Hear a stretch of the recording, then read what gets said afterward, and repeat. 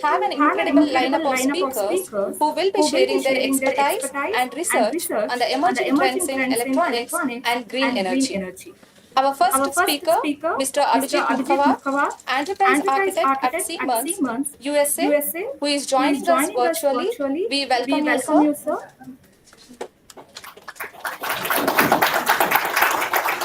Now, I request Professor Rakesh MD to introduce our speaker. Morning. Good morning, one and all present here. It's my pleasure to introduce today's speaker, Abhijit Mukhawar.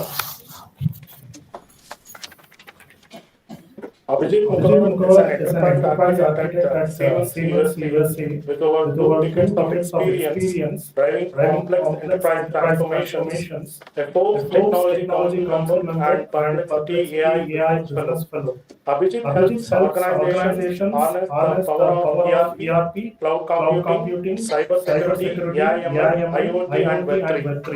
Previously, he has worked with global multinationals such as Apple, Starbucks, Barclays, and others. A senior IEEE member, author, speaker, and a regular reviewer of IEEE Access. He shares his practical knowledge with the wider community through multiple platforms and forums.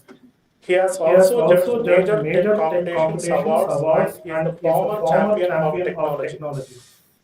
technology hackathons himself, making him a trusted voice in the ever-evolving digital landscape. Pleasure to welcome you, sir.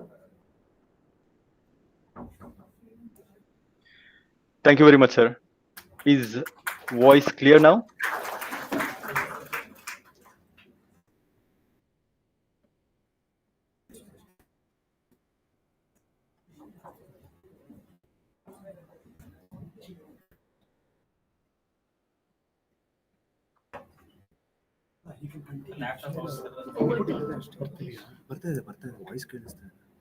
Sir, please take over the session. Yes. Is it good now? Is it okay? Can you hear me? But online no. It's not audible. Our voice is speaker ಇಲ್ಲಿ connect ಮಾಡಬೇಕೀಗ ಅಷ್ಟೇ. YouTube, it's here. I'm able to hear. Can you guys hear me? Sir, is it possible to just speak? Yes. How about it now? Can you hear? Yes, sir. Can you hear, right? Yeah, we can hear you, but your voice is very low. Okay.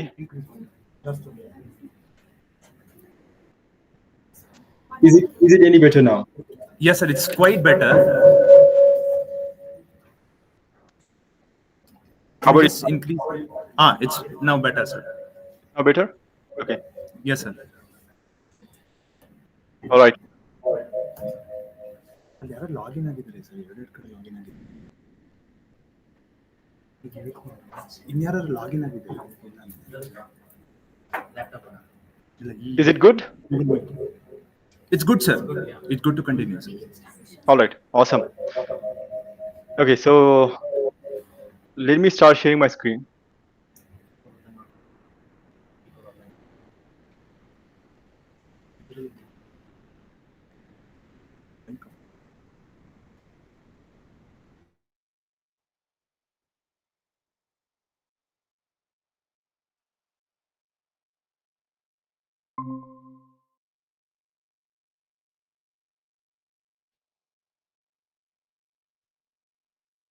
Can you all see the presentation? It's rendering. Okay.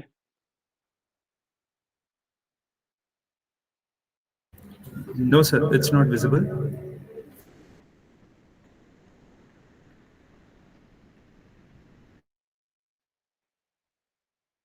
Is it possible to share the complete screen?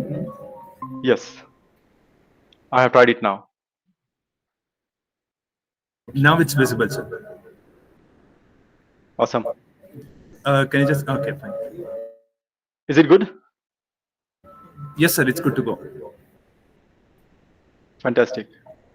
You know, 6G is approaching in 6G is slated to come in 2030. and we still have technical glitches, right? That's funny.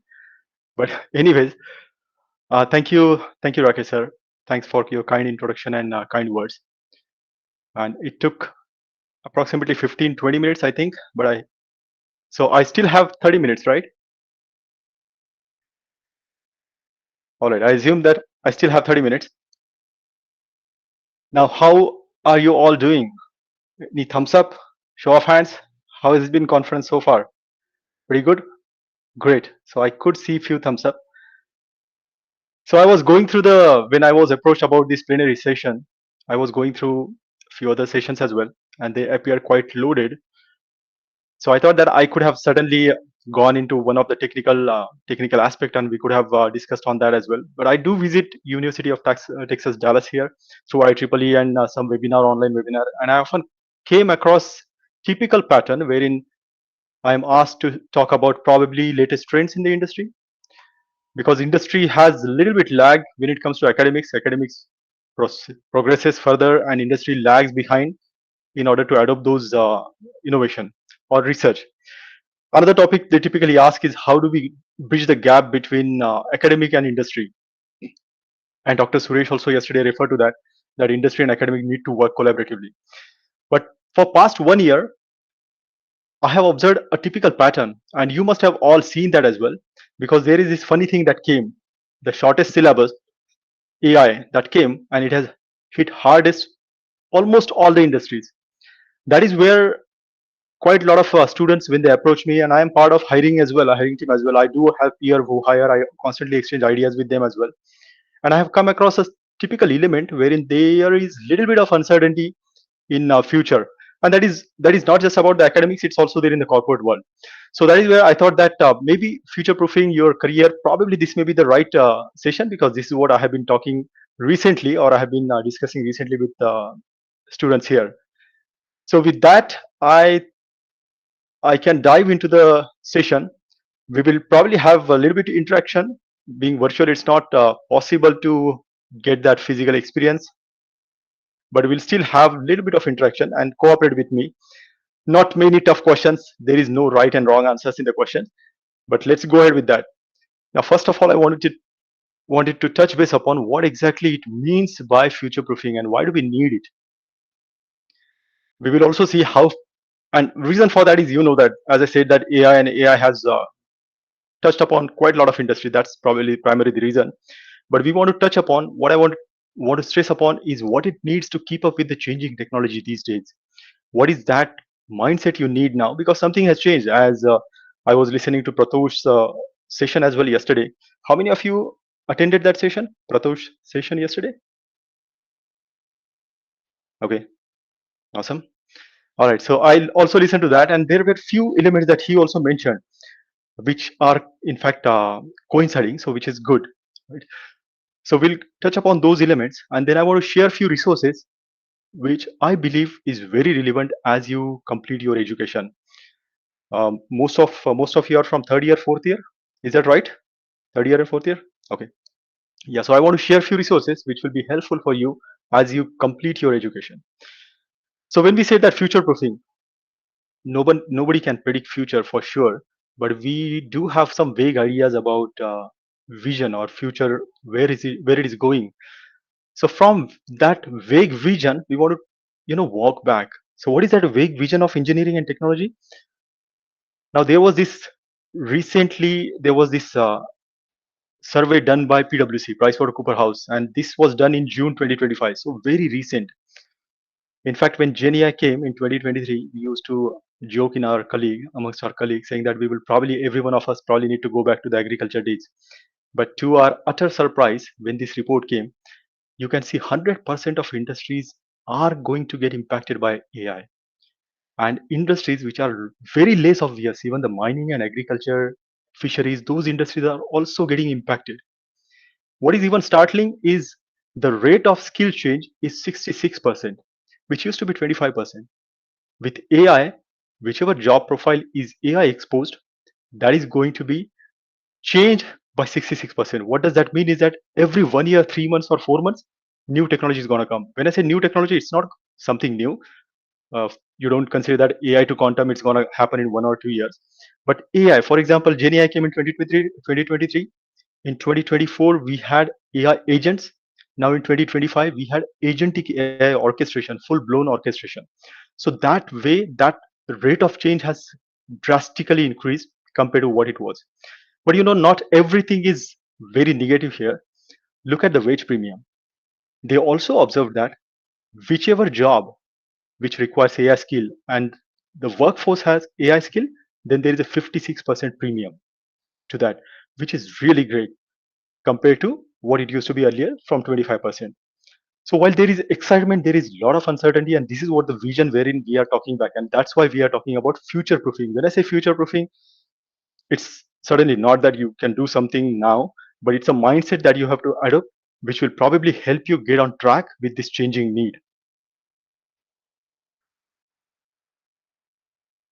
Right now, when we talked about change, how drastically it is changing. So here is a Moore's law which talks about the transistor growth. Now, transistor, this was coined by, I think, Gordon Moore. He was an Intel co-founder. And it is 1965. So this chart is from 1965. It is not relevant now. But what he predicted is that with the miniaturization that's happening, the size of transistor chips are reducing and the cost effectiveness is increasing. Every 2 years, probably number of transistor getting used on chips will double. That was true for 10, 20 years, but then everything has changed with the internet, and this cost has no longer been scaling. There is no linear mathematics that you can apply to the cost and miniaturization. There is certain level or certain limit to what extent you can minimize the size of chips and everything. So if you observe here, from 2000 to 2010, there was 10x growth in transistors. Now the same from 2010 to 2020, there was 85 to 90 times growth. So it is no longer kind of a double. It would have been 30, 40 if it was going by Moore's law, but it was almost 9 to 10 times. Now we do not have the same chart that also talks about the Gen AI wave, but here is some funny thing from NVIDIA. All of you heard about NVIDIA, right? Awesome. So here is what NVIDIA is doing. In fact, so I'll get a marker. 2022, this is what their chipset was. Now in 2024, they are slated to launch Blackwell. It's a GPU, and that is going to have 208 billion transistors, way more than what it used to be. So that's a pace of technology change that's happening, and that is what we are trying to keep up with. Now, let me ask you a question. As I said that we will have a few questions here and there, and we will try to keep it interactive. And as I said that there are no right or wrong answers. Also, there are no prizes for right answer. There are no losses for wrong answers. So anybody can take a shot at it. What, according to you, is the most essential thing for thriving in your career? Anybody wants to go? And probably I'll need some help at the mic as well. Anyone? Any wild guess what it needs?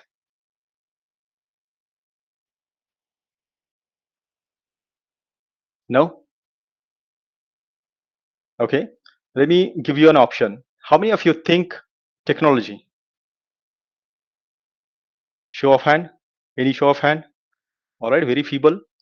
How many of you think innovation? Fantastic. Any hard work option, guys? How many of you think just hard work can get you past this? Gonna help you in thriving your career? All right. Now let me ask you, how many of you think emerging technology, innovation, and probably continual learning? No? All three?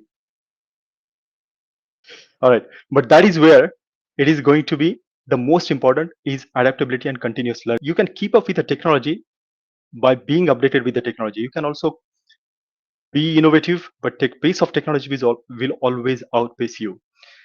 So here is what a chart I want to share. It was a conversation between Thomas Friedman. He's known global author for globalization. He talks about globalization. And then it was Astro Taylor.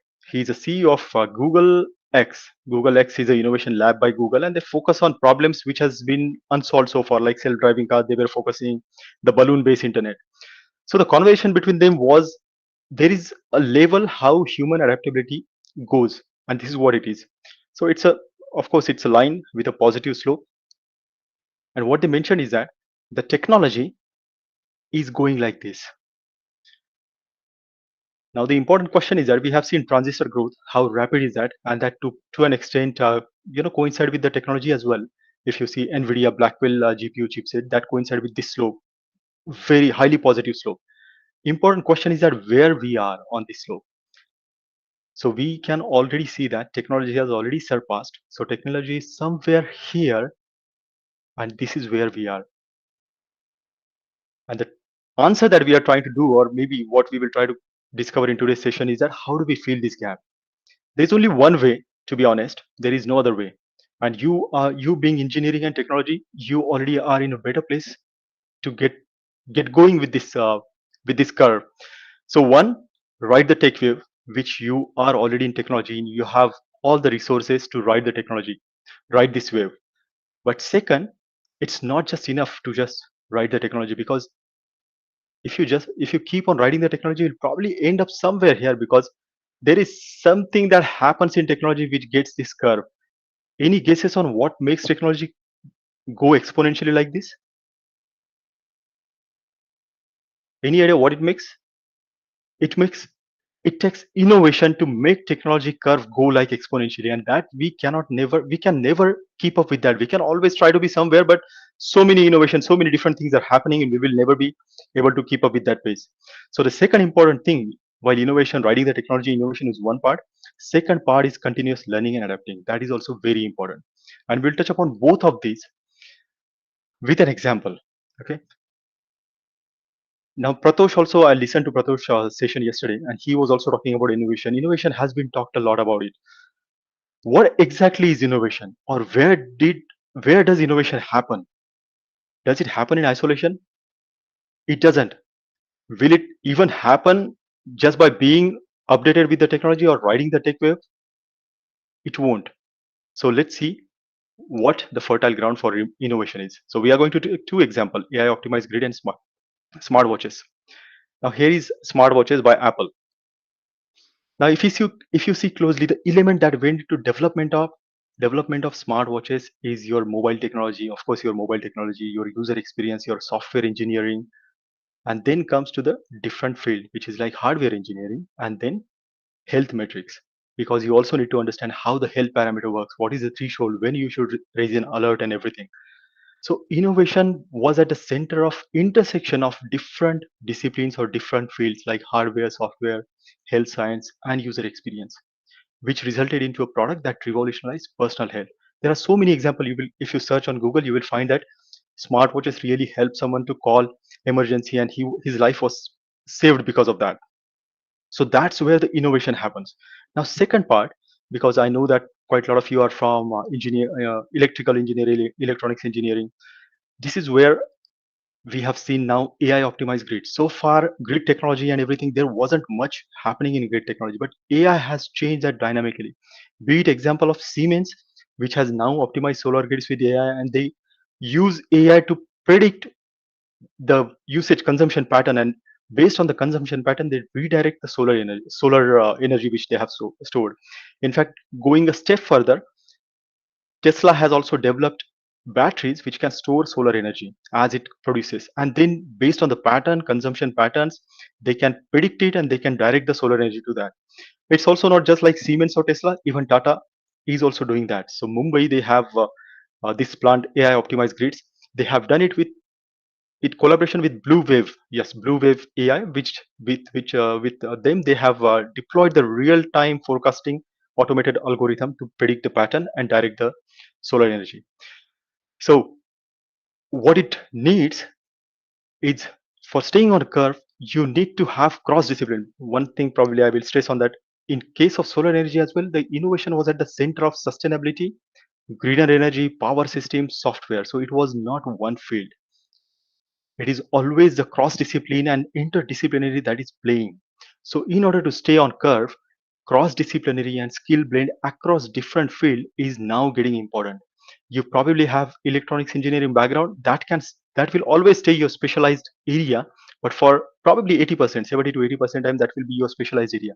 But you need to have some bit of domain knowledge, be it call it domain knowledge, robotics, software, and AI is going to be there infused in all these areas. That is where the cross-disciplinary and skill blend becomes very important these days. Because if this is not there, why does this matter? Because many innovation, just like we have seen smartwatches and AI optimized grid, they happen at this intersection of cross disciplines, like self-driving cars or smart homes, renewable energy. Pretty much everything you will observe that there is now different fields coming together, which is where the innovation happen. And that's the reason just staying on the curve, you cannot always keep up with the technology. You also need to have that innovative mindset. But technology and innovation is one part of it. Equally important is also the learning part. But before that, I want to share some very startling facts which I came across recently. In fact, I was not planning to go and get this data, but I happened to come across a recent survey from LinkedIn. I think LinkedIn has published one report on someone published on LinkedIn, and they have shared, or that person has shared, the changing nature of jobs or job profile which is available in the industry now. Now, before 2022, and before this is the before AI came in consumer world, because AI has been there 2017, 2018, it has been there, but before it came and hit us, consumer world 2023, the job profile used to be, and sorry about too much of traffic on this slide, but I want to hit a few important points here. So most of the job profile or job titles were software developers, web developers. So many require used to be about web developer, mobile application developer. I myself recall recruiting mobile developer, specifically iOS developer, Android developer. With vibe coding, everything is wiped out. You do not need any specialized Apple Android developer. You probably need multidisciplinary or cross-disciplinary. QA analyst, another important. If you observe project manager, okay, embedded system, probably relevant to the electronics and electrical engineering, telecommunication engineering, power system engineering. Now, what has changed with AI after 2022 is this. First of all, you will not find software developer, okay? But that is not exactly true, because software developer, the nature of software developers have changed now into a full stack developer.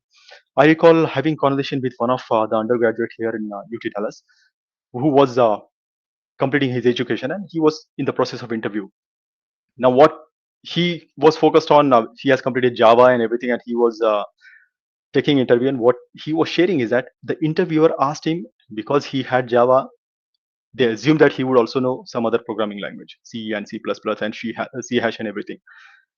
It did not stop there. The interviewer asked him, "Do you have the full stack developer experience?" So then he started learning that mean stack and all those stack with JavaScript stack.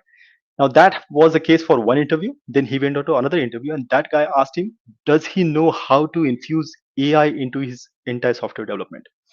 That's what is happening. If you see all the job profiles right on the right, you will see all the titles which are kind of a combination. It's a combination or blend of different skills. You take robotics engineer, this robotics engineer has changed the nature of it. All the italics title here, they have undergone some change, and robotics engineer no longer solo robotics engineer. It is AI driven robotics engineer. If you take project manager, that role is gone. There will barely be any project manager. Now all you have is product managers, and that too with AI exposure. Take DevOps engineer. DevOps engineer are still relevant, but industry expect you must have AI ML ops experience on that. Full stack again. Take example of blockchain developer, one of the most in demand technology. It used to be in 2019, 2020. That also need energy, electronics application, probably the green energy and sustainability angle as well. That's how the nature of job profile is changing, which is evident, and why we are thinking about, or why industry is thinking about cross-disciplinary aspect as you complete your education. So if you see all the job profiles which used to exist, they are shrunk now. There are very database administrator, whatever is business continuity is there, that is going to be relevant for those jobs only. But increasing demand now is about this cross-disciplinary skills. Now coming back to our point, wherein I said that technology, being up with the technology and innovation is one part. What it also require, what is necessary in that case is also, if you iterate fast, which is what Glenn Robson, city of Dell Technology, says, that you can always have an idea, but if you do not iterate fast on that, and if you go deeper into that, try to adapt, try to see how it works in reality, it's waste. No matter how many resources you have, if you do not know how to use, it's waste. That's what we will see. How many of you know what is this? Learning. Show of hand. Just one or two, I see. All right. This is BlackBerry. What happened with BlackBerry? Once BlackBerry dominated the smartphone market because of their secure email and messaging services, which made them Apple of I mean, which got them very highly, got them into the corporate world, got them into the government agencies as well. They used to adopt BlackBerry as a standard. And when I say standard, when you create something as a standard, then that makes a benchmark which is very difficult to know. And slowly they opened up to the consumer market. So when they had this, initially their consumer was just about the government and industries or the corporate world, but eventually they also opened up to the consumer. Now, when they opened up to the consumer, after a couple of years, they started seeing some trend in consumer discipline, which is like their sales on consumer side was not performing that well. So they observed some shift wherein the consumer were preferring touch oriented. BlackBerry was pioneer because they were the one who got the keyboard in a on a mobile phone. So far before that, it used to be just one key which can do perform multifunction. But BlackBerry was first who pioneered this keyboard on the phone. But they could not keep up, or they could not read the pulse of consumer who were probably preferring the touch-based phone and wherein the entire keyboard would be on the touch phone.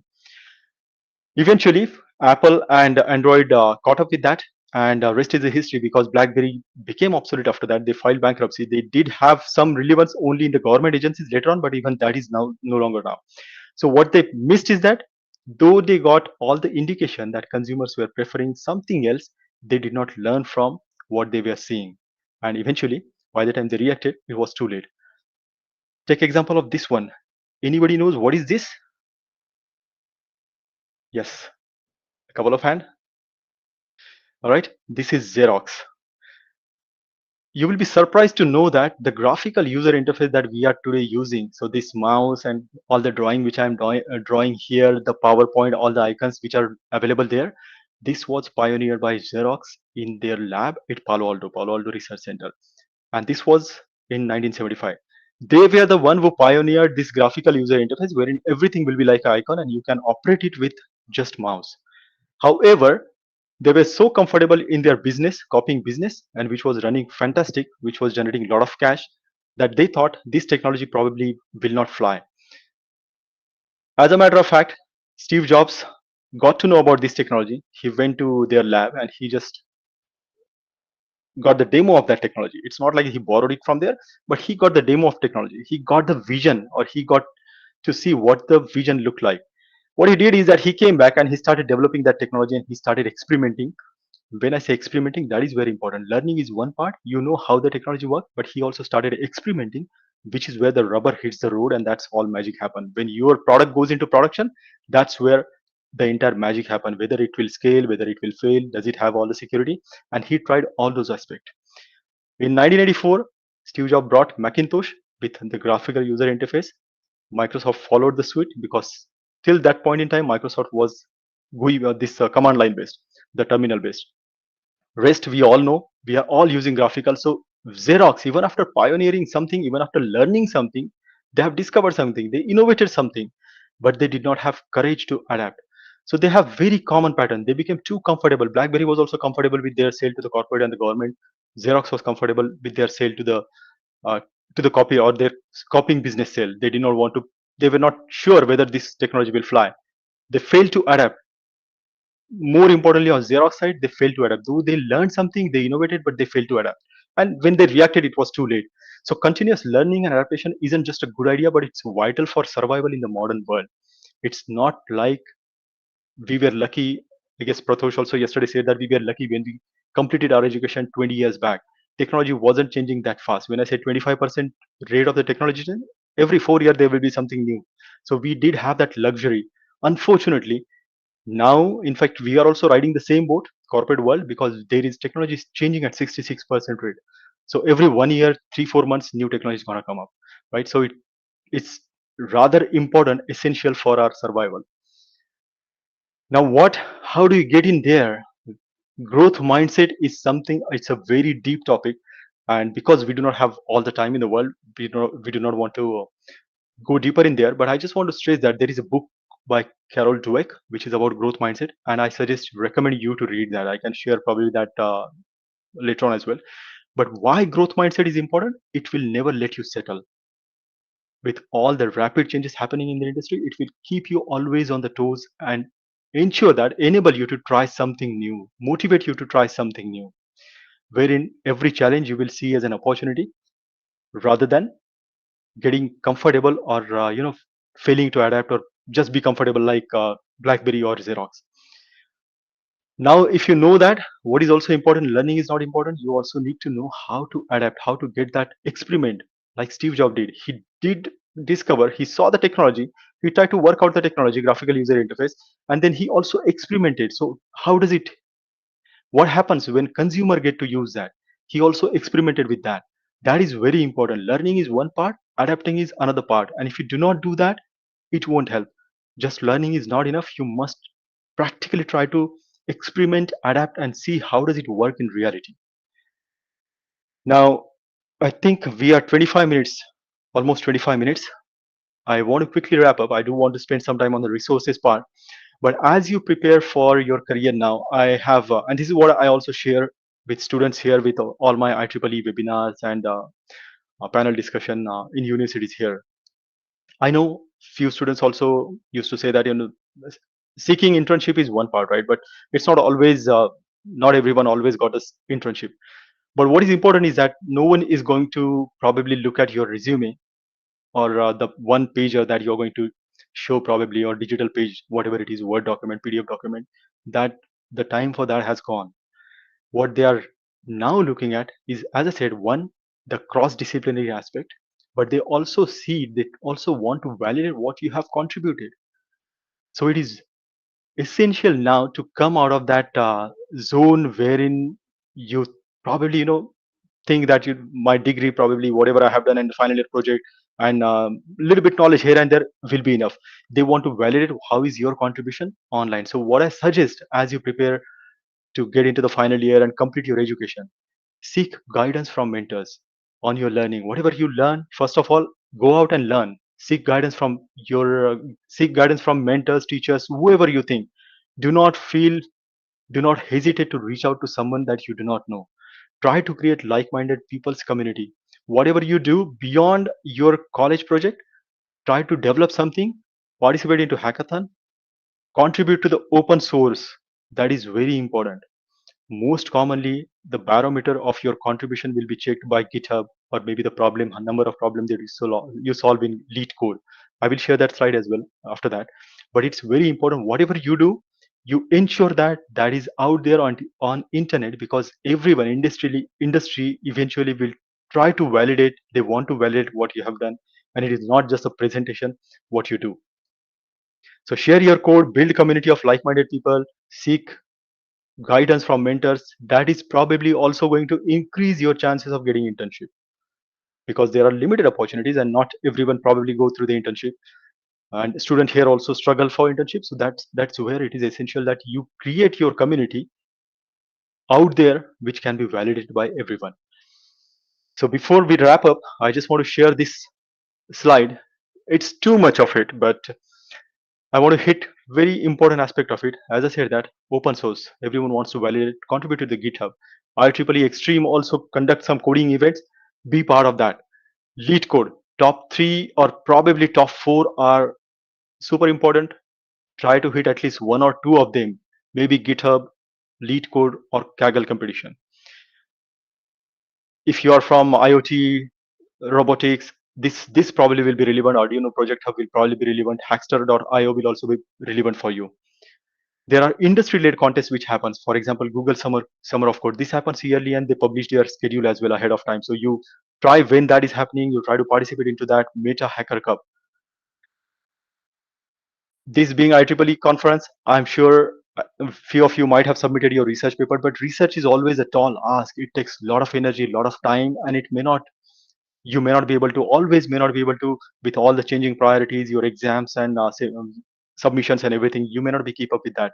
So always try to contribute maybe whatever your nano learning on Medium or LinkedIn. This is where mostly recruiters are checking. If you have certain community, certain followers, or you have like, I mean, you can build your professional network on LinkedIn. Now itself, you don't need to wait for completing your education. You can start building that. This is where industry and recruiters will look what you have contributed, how many followers probably, or how it is going out, how relevant it is. Because research paper is, even if you contribute, it's not that everyone can digest. It's too deep at times. Few other things I would recommend is this is be be be updated with Y Combinator Hacker News. This is where most of the startup happen. Few of you may be looking to get into the some startup. So what exactly startup industry is doing? What is which startup probably is getting funding and all those things. I think that will be important barometer, or it will probably give you some vision direction which way you should head, or what is the which area probably is most demand. That can give you some indication which wherein you can put in your efforts. VentureBeat or TechCrunch, and not everything is going to be like effort intensive. There are few platform, for example, HackerOne or BugCrowd. These are the platform wherein you can go and you can try to find vulnerability in someone else's SaaS solution. There are a lot of companies, they open their product on this platform and they want open source community to find the vulnerability, and they will reward you for finding the vulnerability. Imagine that if you find any vulnerability and that gets recognized on LinkedIn or any other platform, that's the best validation of your contribution, or probably your knowledge, probably your skill set, rather than completing the education. That's why it's very important in the age of acceleration. Curiosity and continuous learning is the most important. Now we are probably 30 minutes there, and I want to finish that with here. Feel free to connect, reach out to me or email if you have any question. But I'm also happy to take any question unless we have gone way past our time.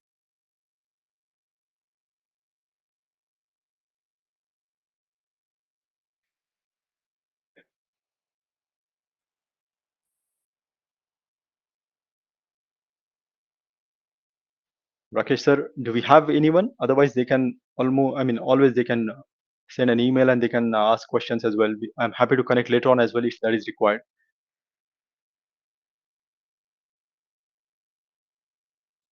Yeah. Yes, sir. Good morning. My, so I want to ask on behalf of my students, how the students can change time, sir. What is the best way and say?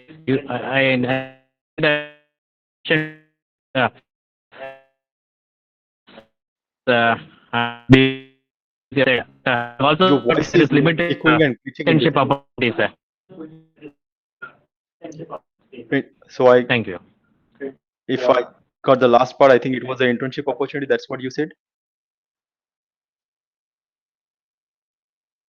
Sorry, your voice was glitching out in between.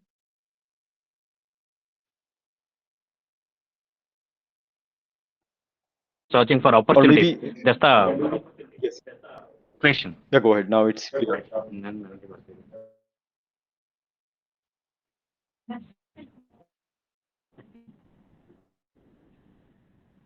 How can people get face with the changing?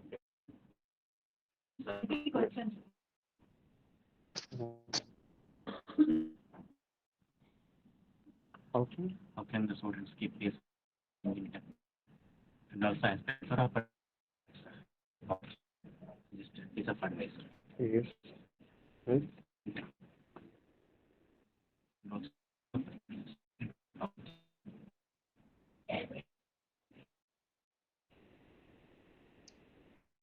Later.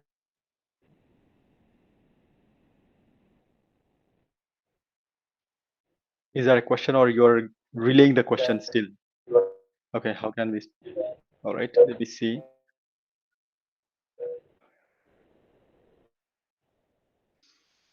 All right. So, as I said that there are limited. You can hear me okay, right? So, as I was saying that there are internship is something because we have so many engineers getting out of college these days. There are limited opportunities even for internship. From my experience, and as I said that I also be part of a hiring team, what I observed is that whenever you also want to recruit or you also want to get someone for internship, you do try to see what is that person's contribution outside his resume or CV. So what I encourage is contribution on GitHub. Probably do the problem solving on lead code. I believe lead code goes by the number of problems. That's what the barometer that we use at times. How many problems you solve. That will get your contribution somewhere out there, which is valid, which can be validated. So that will maximize your chances of getting internship. That is one part. Keeping pace with changing technology. As a I referred to it earlier, you being part of engineering and technology is one of kind of a blessing, but it also gets you some negative because you know exactly how fast it is changing. So this is the best chance to keep up with technology. And when I said keep up with technology, if you are from electronic engineer, telecommunication background, you can no longer probably have that immunity saying that AI is not going to touch you. So you should know how AI touches your technology. Yesterday there was a session by Dr. Iyengar who talked about AI in predicting tornadoes and hurricane. That is where now this is a natural disaster field, but they still are using or they still are exploring the ways where AI touches them. So you need to know how this cross discipline interacts or what's the intersection of that cross discipline.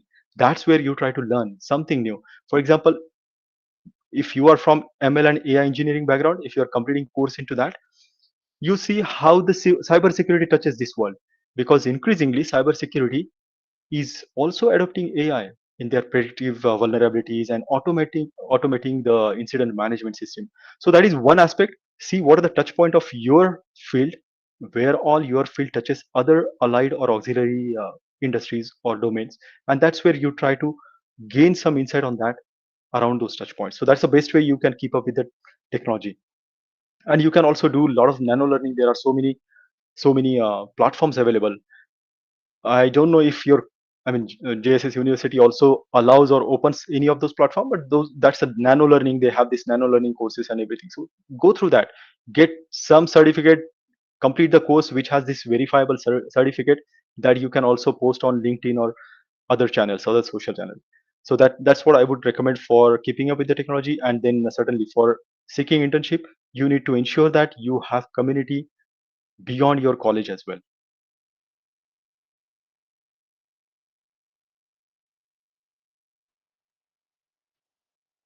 All right. Any other question?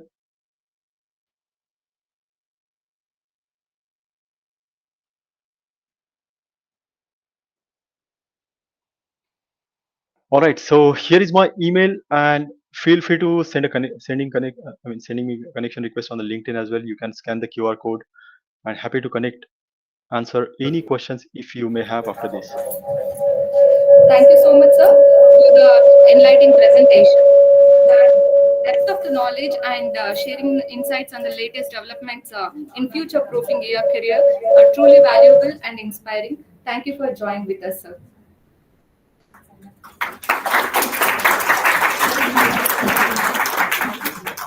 Okay. Thank you very much. I appreciate the opportunity and wish you all the best for your rest of the conference.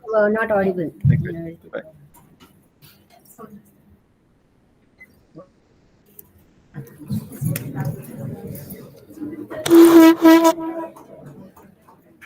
Moving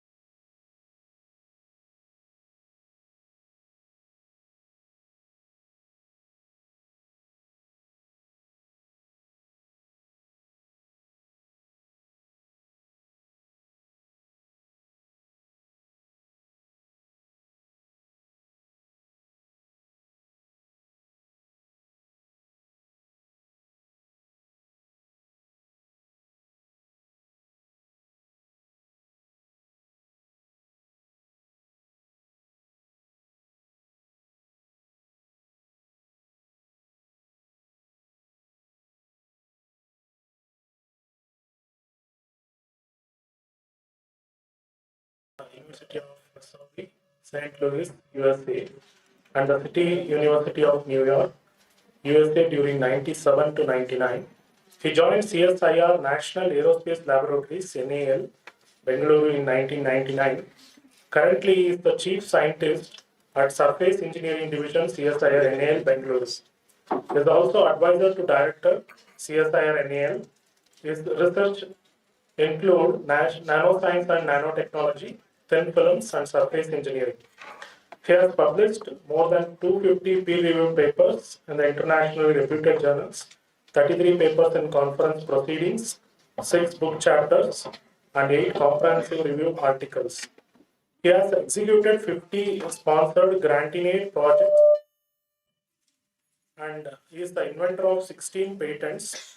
He has contributed 120 papers in national and international conferences.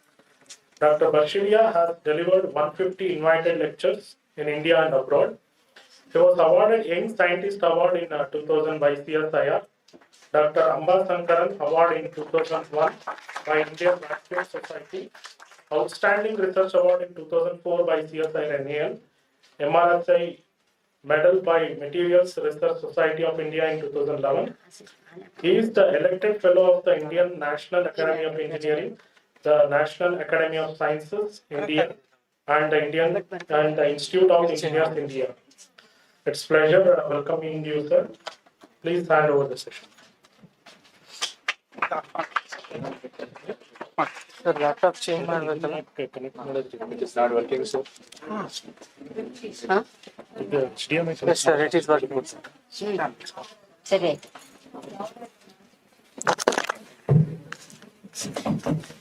This one is for live. This is for what? That is the First live streaming, sir. Very good morning to all of you. Sure. First of all, I'd like to thank the organizers for giving me an opportunity to share some of the thoughts before these young students. This lecture will be a little different from what you have been listening for past 1.25 days. Basically, what I'm trying to give you a glimpse of is how the innovation, the hard work, and the green energy, how they are relevant from concept to commercializations. So I'm going to share a journey of my 20 years of research, how we started and then how the technology has come. In fact, the technology has been transferred to one of the companies in Mysore itself. After this lecture, I will visit that company. So it is not electronics or communication or AIML, but I'm sure that my aim is these young minds should be kind of motivated that how the research, innovation, and hard work are required to develop a new technology which is sustainable also. So maybe I may spill another 5 to 7 minutes, whatever the time is allocated to me, but it will be very, very relevant for these young students. So the title of my talk is From Concept to Commercialization, an eco-friendly Knudsen solar absorber coating technology, because as the previous speaker also spoke about, the innovation, the green energy, the sustainabilities are very, very relevant in today's environment. This doesn't work. So the outline of my talk is as follows. I'm going to introduce to you the solar energy.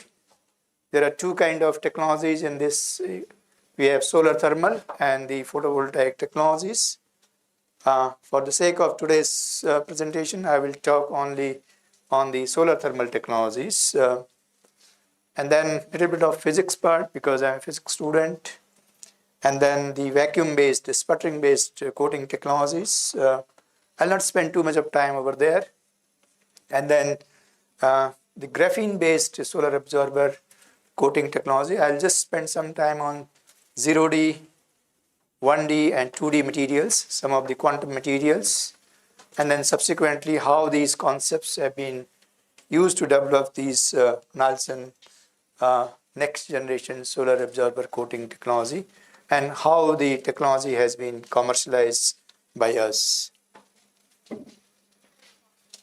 So when you talk about the sustainability, this is the buzzword. This is that meeting our own needs without compromising the ability of future generations to meet their own needs. We have to think about our future generations. So as per United Nations report, in 2021, we emitted approximately 37 billion metric tons of carbon dioxide in the atmosphere. And because of that, in last 100 years, the average temperature of the Earth has risen to about, say, 0.74 degrees Celsius. And because of that, we see that extreme weather changes, for example, the drought, floods, heat and cold waves. Every day we read that sometime in newspapers saying that Saudi Arabia, there's a heavy rain was there, or in Himalayas, the temperatures have gone very high and things like that. That is because of the kind of pollution which we are emitting into the environment. So to address that, every year the conference of parties conferences are being held. So in COP26, India has taken a pledge that will become net zero by 2070. So a lot of technologies, including use of AI and ML, is required to develop these smart technologies so that we save our planet this time. So if you see the energy scenario in the country, still it is dominated by coal. So about 60% of our energy needs are met by coal, and the renewable energy, even though a lot of focus is there, it is only about, say, 16%, and out of that solar constitutes to about 3%. Of course, now this number has slightly gone up. And then the wind energy, for example, in this part of the country, we have a lot of windmills are there in Tamil Nadu and coastal Karnataka, and then we have hydro power plants. So it has been stated that by 2050, the solar energy will constitute to about 27% of the energy needs worldwide. And in our country, this number will increase to about 34%. So it is very, very important that we work for these kind of greener technologies. Now, there are two major technologies. I'm sure that most of you are aware of the photovoltaic technology. We take basically a solar cell, and then what we do is that directly the solar radiation falls on the solar cells, and then there is a directly converts the solar energy to electricity. And efficiencies we are talking about to the tune of about, say, 20 to 25%. Of course, in very advanced technology, the efficiency has gone to about, say, 40 to 45%. But still, the technology is imported. These silicon modules are still imported. And of course, because of the government's policy on the semiconductor technology, we are very hopeful that in next few years, the silicon wafers will be developed in the country itself. And on the right-hand side, if you just see that, you think of a village which is remotely located in any part of the country, wherein the grid connectivity is still not there. So you think about those cases. So you can have either a small solar lamp, or you can have, you especially think about the villages in Himalayas, wherein the accessibility is extremely difficult. So what we can do is that it's a very cold place. So what you can do is that we have the so-called the solar thermal technologies, wherein a very simple coating which is used to heat the water or the fluid, and subsequently that can be used to generate either the electricity or to generate hot water.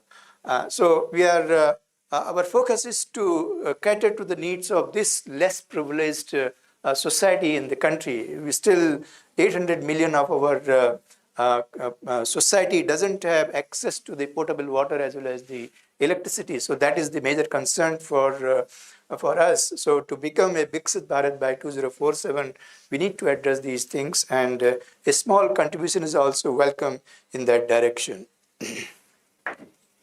So I'm going to take up a very simple technology. As I mentioned, that silicon technology is still not developed in the country because it requires the foundry, which is very, very expensive.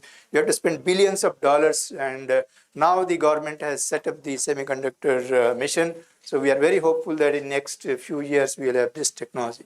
So this is a very simple coating technology, wherein what we do is that any surface, for example, if there are some physics background is there with this thing. So what we do is that if you take metal, for example, the metals, they have very high reflectance in both the UV visible and NIR region.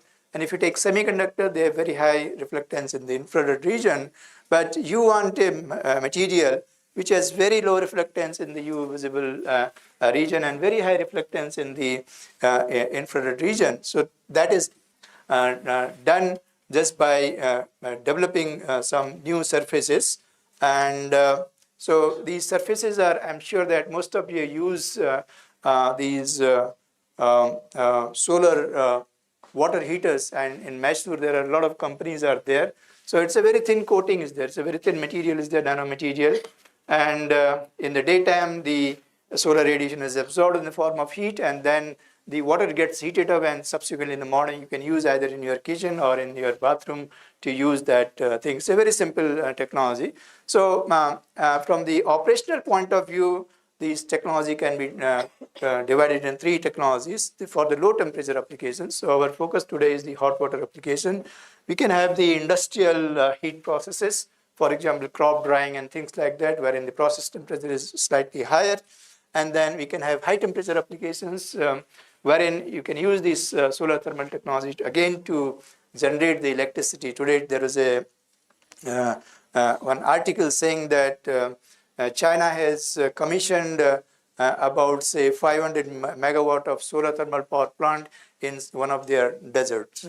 So we need to develop new kind of material, which is very, very important. These are strategic materials, which are not, the technology is not available to the common man. And these materials, we use the concept of the nanometric synthesis as well as nanometric design to develop these kind of coating technologies.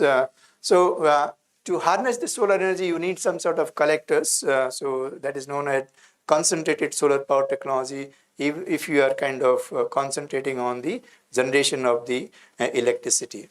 So this is the typical solar water heater. You can just see that this, if you can go to your rooftop, and if you have that solar water here, you will see a kind of either these kind of tubes or these kind of metal fins which are coated with nanometric scale material. And this evacuated tube technology, what we are seeing is still the country doesn't have that technology, and we are importing this technology mainly from China because of the cost implications.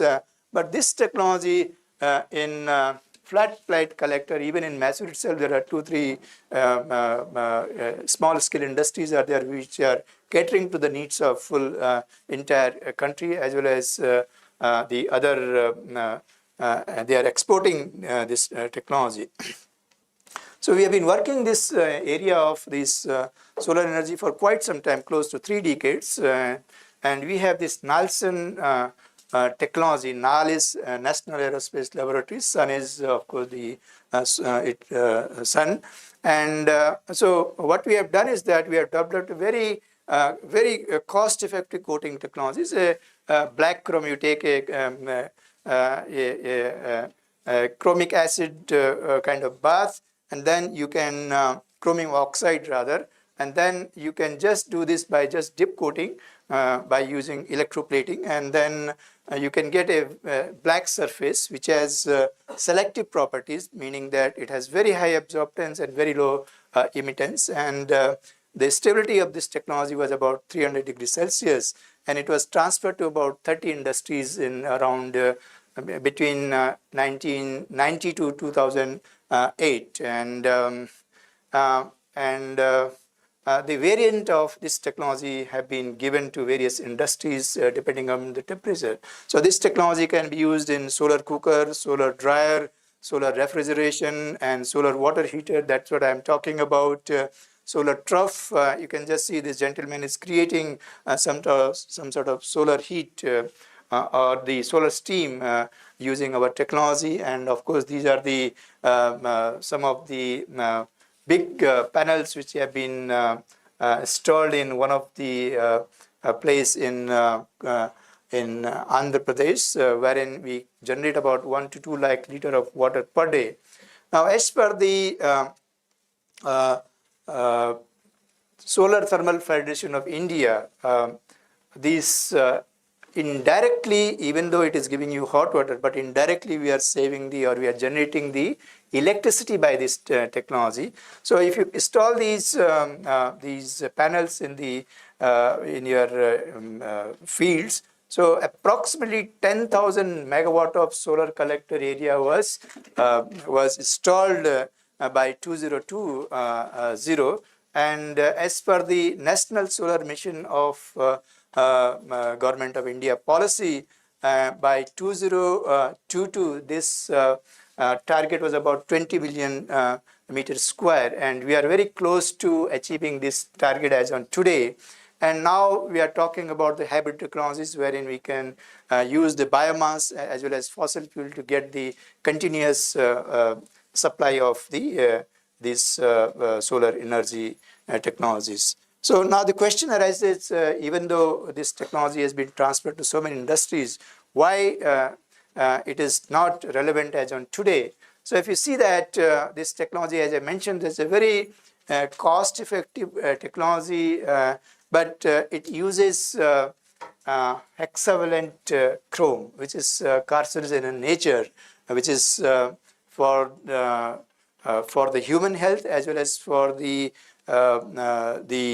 it contaminates the underground water because you might have heard many times in the newspaper thing that especially in the eastern part of the country, the water table is always contaminated. It is because of these heavy metals they contaminate the water, and this technology is completely banned in the country. Even in Karnataka also this technology is banned. Only in 1 or 2 places, selected places in Hosur, this technology is being commercialized right now. So to address that, we thought that in 2005 or 6, when I joined at that point of time at National Aerospace Laboratories, we are working in the area of the various kind of nitrides, oxides, and carbides for mechanical engineering point of view, from the using the superior properties of these nitrides, metal nitrides, carbides, and borides. So what we thought is that why not to tailor the properties of these materials to make them spectrally selective? So for the first time, we designed one nanometric scale tandem absorber consisting of titanium aluminum nitride, titanium oxynitride, and silicon nitride, the thickness of which was about close to 120 nanometer. And then we found that this selectivity of this material was very, very high. Its absorptance was very, very high, about 95%, and its emittance was very, very low.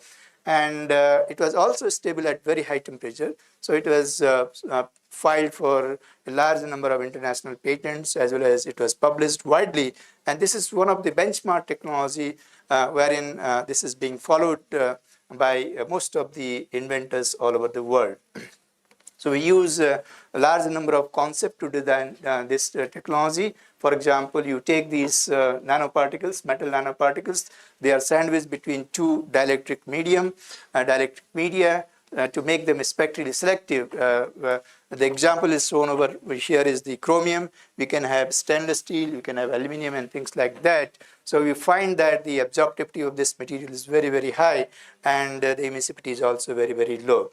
So this is the kind of journey. This is for the young engineers. You can just see that we started in 2006, and in 2021, still we are working. I'll show some of the things that we have taken all the materials in your periodic table, which are thermally stable, starting from nitrides to oxide to borides to, I'll talk about graphene as well as the carbon nanotubes kind of material which have been developed, and this has led to more than 11 patents. Seven of them are world patents, and this has been widely. You can just refer to any Google and you can just search that these are very, very kind of conceptually very, very important technology which we have developed in the literature.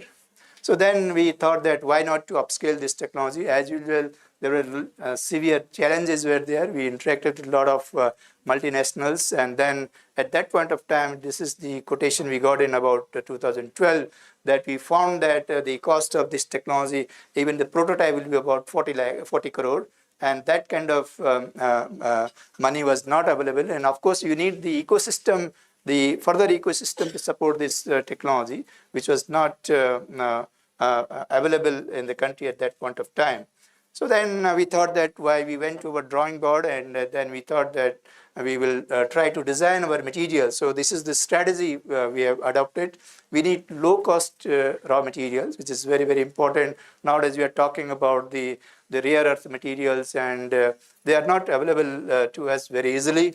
And the ease of fabrication, even the young student or a diploma or the ITI student can design these materials, and then eco-friendly chemicals. We are talking about the sustainability and things like that.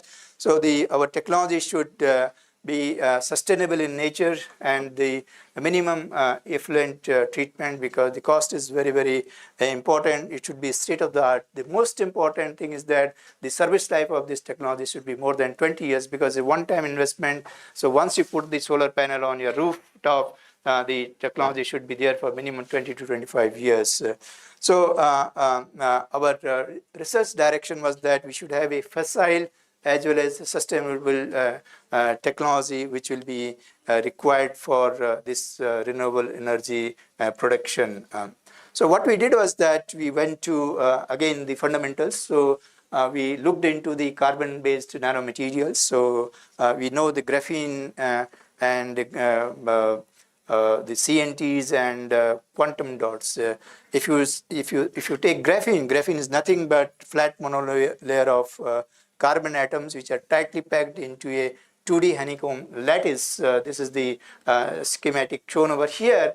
And then depending upon how you are folding, it can become quantum dot, and then you can roll it. It becomes the carbon nanotubes, and then it becomes a monolayer or bilayer or multilayer graphene. These are very, very interesting properties from the electrical and electronic engineering point of view. I'm sure that most of you are aware that the CNTs exhibit extraordinary properties such as the broadband absorption and the high thermal activity and thermal stability. So we used these concepts to design our materials. So for the first time in 2018, we gave a concept in the literature, wherein what we have done is that we have taken 2 blocks of graphene, wherein there are about 5 to 10 monolayers of graphene, and it was sandwiched between a very thin copper layer. So we, because of the destructive interface, we could get very high absorptivity and very low emissivity, and this concept was used to design these new solar absorber material. But one of the limitations of this technology was that the graphene, what we used was that it was developed from the CVD process, and CVD is not a very it is an industry-friendly process, and it's a very, very cost-intensive. So what we did was that then we use a very cost-effective method, which is modified Hummer's method for the bulk production of graphene, wherein what we do is that we take the graphite and then we do the chemical conversion, and then subsequently we find that you can get monolayer graphene or bilayer graphene by the chemical modification of this thing, and the reaction time is very, very low. It is about 24 hours. So then we have taken this graphene, and then this was made a kind of suspension in either in PU paint or sodium silicate. This is the kind of thing. You can just see that now this can be just simply sprayed. You don't need any kind of vacuum chambers. You don't need any sputtering process. This can be sprayed. And the one of the limitation was, again, we are very conscious of the fact that the water is also a very important commodity as on today. So we wanted to have less use of water. So instead of using RGO, so we thought that we'll develop only the graphene oxide, which is which consumes less water.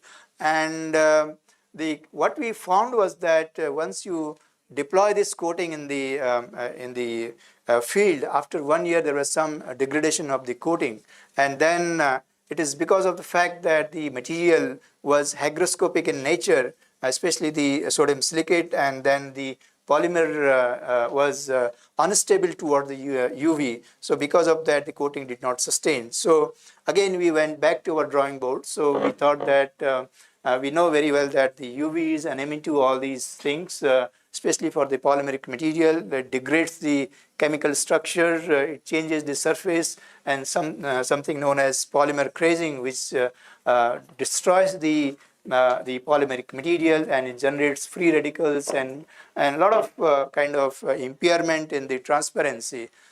So because of these facts, that we thought that we will have only the inorganic material for our coating material. And one of the requirement of the technology which we are developing is that the life of this technology should be more than 25 years. So only when you take the inorganic material which are very stable, that will be able to sustain these environmental like the UV irradiation and other kind of extreme conditions.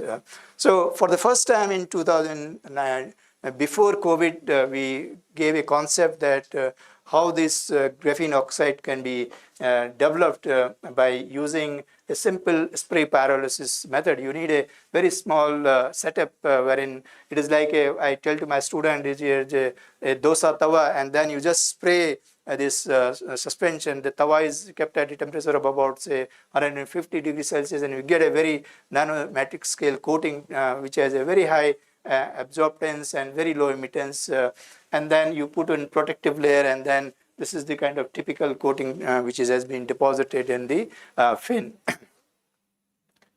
So this is again schematically shown over here for the sake of the student. This is the, you can see this is the starting material, graphite, and then we do the chemical synthesis to make the graphene oxide, and subsequently you can spray it. It has a very high absorptivity and very, very low emissivity, as well as very high thermal stability. And remarkably, that this coating was conforming to the European standards such as REACH and REACH and ROHS, which I'll show a little later.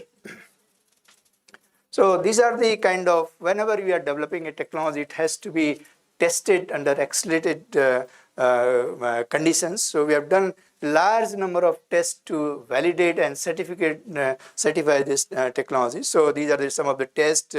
ROHS test as per these European standard, REACH test as per the ASTM standard, VOC test, adhesion test, humidity test, accelerated weathering test, wherein both the UV condensation and UV and condensation are there.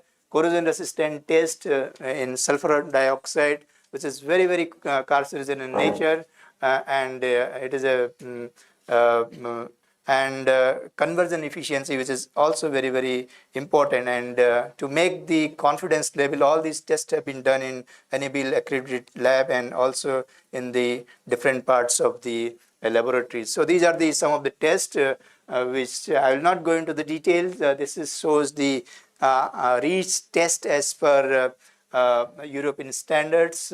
We followed ASTM F272519, wherein it scans on 223 band substance, and then none of these substances were found in our coating technology. And this is the ROHS test. Again, it scans for 8 band heavy metals such as chromium, cadmium, mercury, cyanides, etc., and most of them are not available. And then VOC test, again volatile organic compound, they were also not available in the coating technology which we have developed. And this test was done in Germany, wherein the sulfur dioxide corrosive medium was used. It's a highly corrosive medium as per ISO 10062 2006, and the coating or the sample passed this test. And same is the case with the salt spray test. This is not that severe compared to that of the previous test. And this is the UV stability. As I mentioned in one of my slides, that UV is an enemy to all these polymeric material. So, but our material is purely inorganic, and we found that there is no kind of deterioration in the properties of the coating material which we developed. And this is one of the tests which has been developed by Regional Test Center. It is in Madurai Kamraj University, which is affiliated by MNRE accredited laboratory. So what we have done is that the efficiency of our the flat plate panel was close to about 70%. And if you recall, in one of my slides, I showed that the imported Chinese evacuated tooth, wherein the efficiency is only 55%. And then you just get the temperature of close to about 82 degrees Celsius by using this technology. So we did also a lot of other accelerated weighing tests. For example, suddenly whenever you are deploying these solar technology, suddenly the solar panel is exposed to, for example, the solar panel is exposed to very heavy sunlight, and suddenly because of the rain or because of the cloud, you find that there is a shadowing effect, and because of that there is an extreme change in the temperature of the device. So to test that one, we have done in the laboratory scale these extreme weather condition test, and we found that the coating, whatever we have developed, has a lifetime which is greater than that of the about 20 years. So then we did the, I'm going to close in another few minutes, 1 or 2 minutes. So we did industry meet, and about 25 industries participated in this particular meet, and this was filed, the concept was filed, it was trade named as Nalson NG coating and technology, and then the transfer of technology was done in 2024. This is the first transfer of technology which we have done from lab to the commercial scales, and then it was first commercialized by one of our industry partner in Bangalore. These are the facilities. You can just see that, and you can just see that the graphene oxide powder preparation, then the filtration facility, then the reel-to-reel facility to develop this technology. And machinery cost is about 30 lakhs. Once you invest about 30 lakhs, so you can recover the cost in about, say, 2 to 3 years. And the production of this plant has started in September 2024. This is from these photos we have taken from Supreme Solar, which is our industry partner. And recently, as I mentioned, about 6 months back, we have given technology to Helix Solar in Mysore in the month of March 2025. And there are 2 more letter of intents from the industries.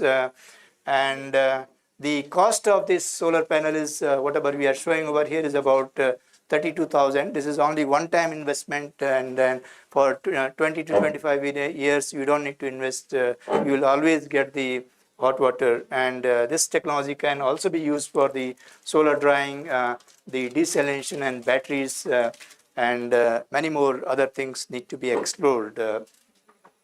So this work is done by 2 of my colleagues, Dr. N. Selvakumar and Mr. Srinivas, and of course there were some project students who were there. And before I conclude, I'd like to thank my management, my director, my co-workers, colleagues, and students and industry partners. Thank you very much for your kind attention.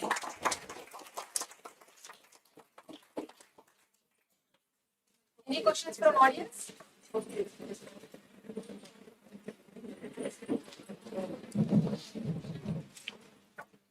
Thank you so much, sir, for sharing the knowledge about eco-friendly nulls and solar absorber coating technology. Sir? Thank you so much. Yeah. Mentioning in one of your slides that standards, meeting the European standards. Yes. Standards is different from Indian and Uh, why is that so?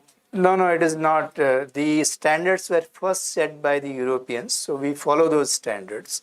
ASTM standard, ISO standard, they are everywhere same, but they were set by the Europeans in the beginning, so their name remains.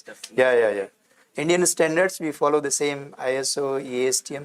We don't change any standards. We don't change. Yeah. Technology transfer, sir, you are transferring this technology to the commercialization. Yes. How much they pay? What's the It is one-time payment is about 12 lakhs. for something like that? That whole technology. Whole technology, but it is in the like for example, in the first installment you pay 20%, then you demonstrate the pilot plant, then the production starts, then whenever he starts the full scale production. So it is in the staggered fashion. Equipment design and all. It's designed by us. We will give the consultancy to the firm, and then they can take us that know-how from us. So Sun is not fully production. it is product too. In fact, after this lecture, I am going to our industry partner Helix Solar, wherein they are going to produce this technology in another 1 or 2 months' time. Supreme Solar is using this. Supreme Solar is using this technology. Yes, he has already production and he is exporting it to most of the European market and the African market. The cost unit will be reduced. Right? Yeah, it will be reduced. Yes.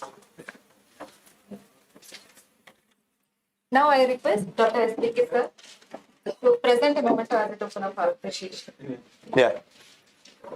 Since the material is inorganic material, coating material is inorganic. Yes. Yeah. But there would be a probability of corrosion. Yes, your question is good. The substrate is usually aluminum or copper, and before that it is cleaned chemically. But the material what we are talking about, it is a graphene oxide. It is a chemical resistant material, and on top of that there is a protective layer is there, and on top of that again there is a glass. Whenever if you see any solar panel, you will see that it is covered with the glass. So the direct contact of water and these external chemical is not there. So nevertheless, the material itself is corrosion resistant. So there is no way. Of course, if you dip for longer hours, that is a different story. But otherwise, the chemical, the material, whatever you are using, is the chemical resistant material. So what would be the effect of free radical? What is the effect? Effect of free radical if we use the polymer?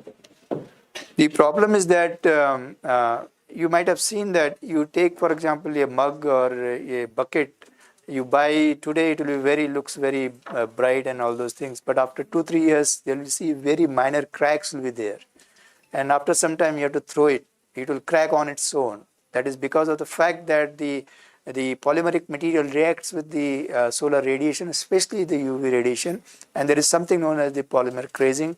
Because of that, the transparency, the mechanical, all the properties will get deteriorated, and you will find that the material lifetime is about close to 5 to 7 years, not more than that. What we are talking about is a material which should have a service life of about say 20 to 25 years. That's the kind of thing we are talking about.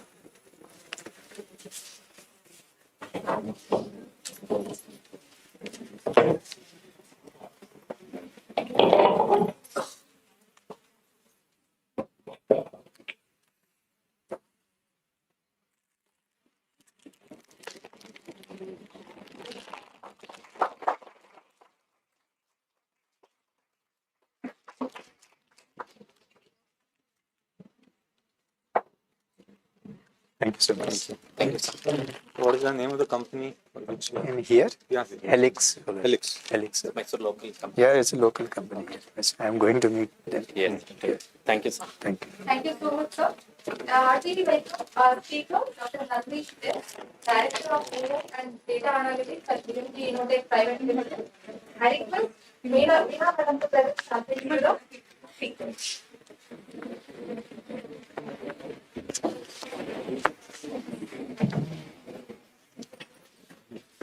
Yes.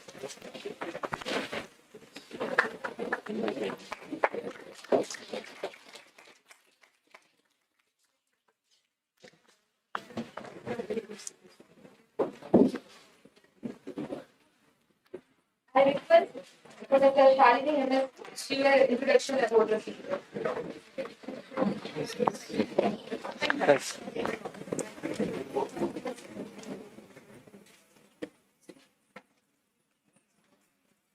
Good morning, Manava. Dr. Nandish is currently the Director of AI and Data Analytics at ICETEG Infotech Private Limited. Dr. Nandish was employed by L&T Technology Services in Mysore as a specialist in medical imaging and AI Center of Excellence. Dr. Nandish has over 14 years of research expertise in the fields of medical imaging and healthcare data analytics, in addition to 10 plus years as a professor at Manipal Academy of Higher Education before joining LTTS. He is a biomedical engineer who completed his Master of Science in Medical Software at Manipal University after graduation. As a research enthusiast, he then interned at KMC Manipal Medical Imaging Research Unit with support from Philips Healthcare. During his doctoral studies at Manipal Academy of Higher Education, he continued his research in the field of multimodal medical image registration and fusion for neurosurgical planning. Dr. Nandish has expertise in designing and developing medical software in accordance with the hospital specification. Dr. Nandish has published 25 plus research articles in various journals and international conferences. Through workshops and seminars, he shared his knowledge to help students to learn how to use Insight Toolkit and Visualization Toolkit to create medical image processing and visualization applications. He received an invitation to conduct a workshop on medical image application development using ITK and DTK at the ICETEG School of Engineering in Paris. During his time at LTTS, Dr. Nandish trained the MedTech solution team of L&T Technology Services on digital image communication in medicine. He believes that the research and development should not be carried out in a vacuum and is constantly searching for opportunities to engage with professionals from various disciplines. The motto is interact and innovate. Dr. Nandish is a IEEE senior member and past vice chair for IEEE EMDS Bangalore chapter. We are delighted to have you on board, sir. Thank you. Thank you.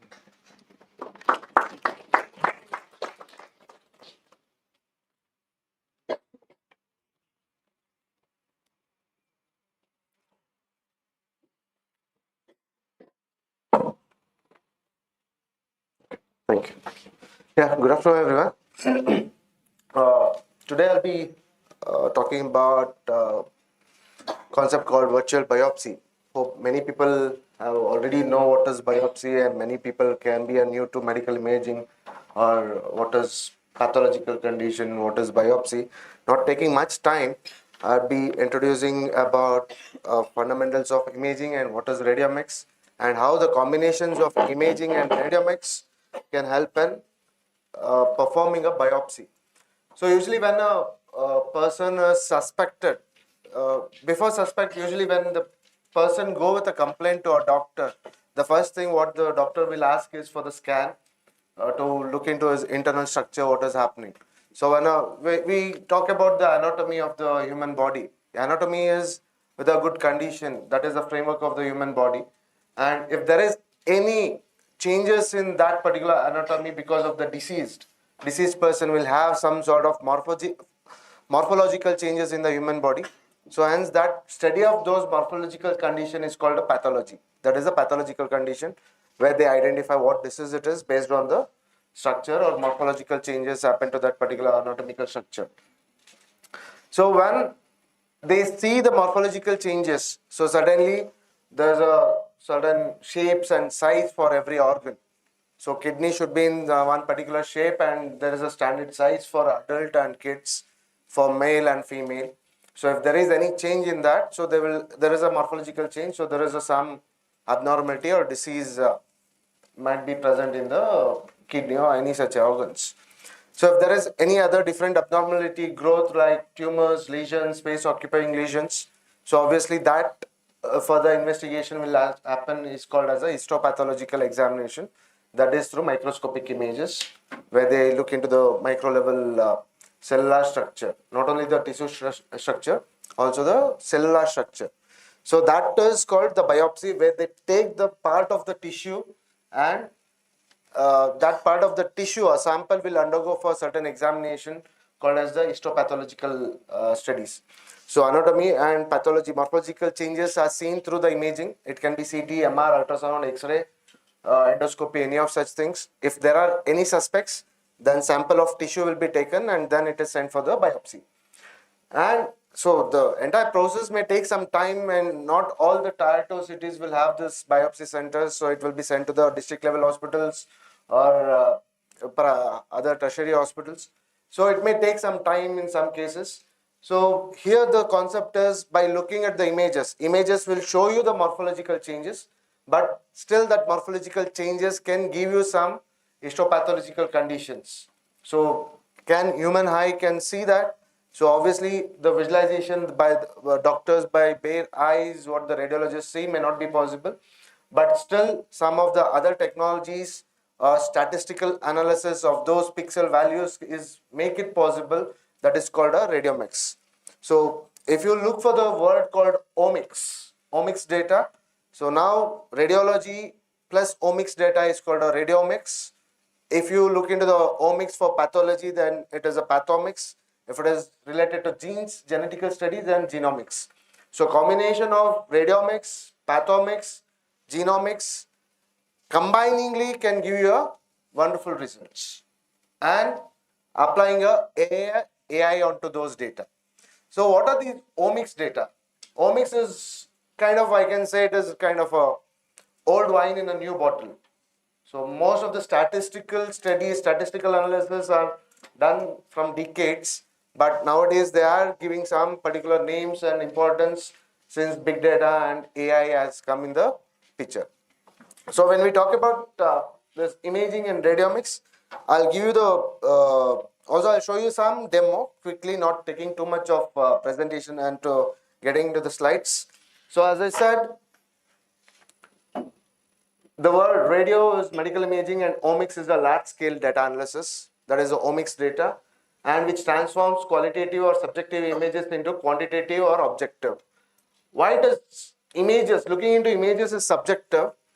Because obviously if you might have experience with your family or with your neighbors or friends, the elder people, when they want to go for some procedures, right, they go for the second opinion with the doctors.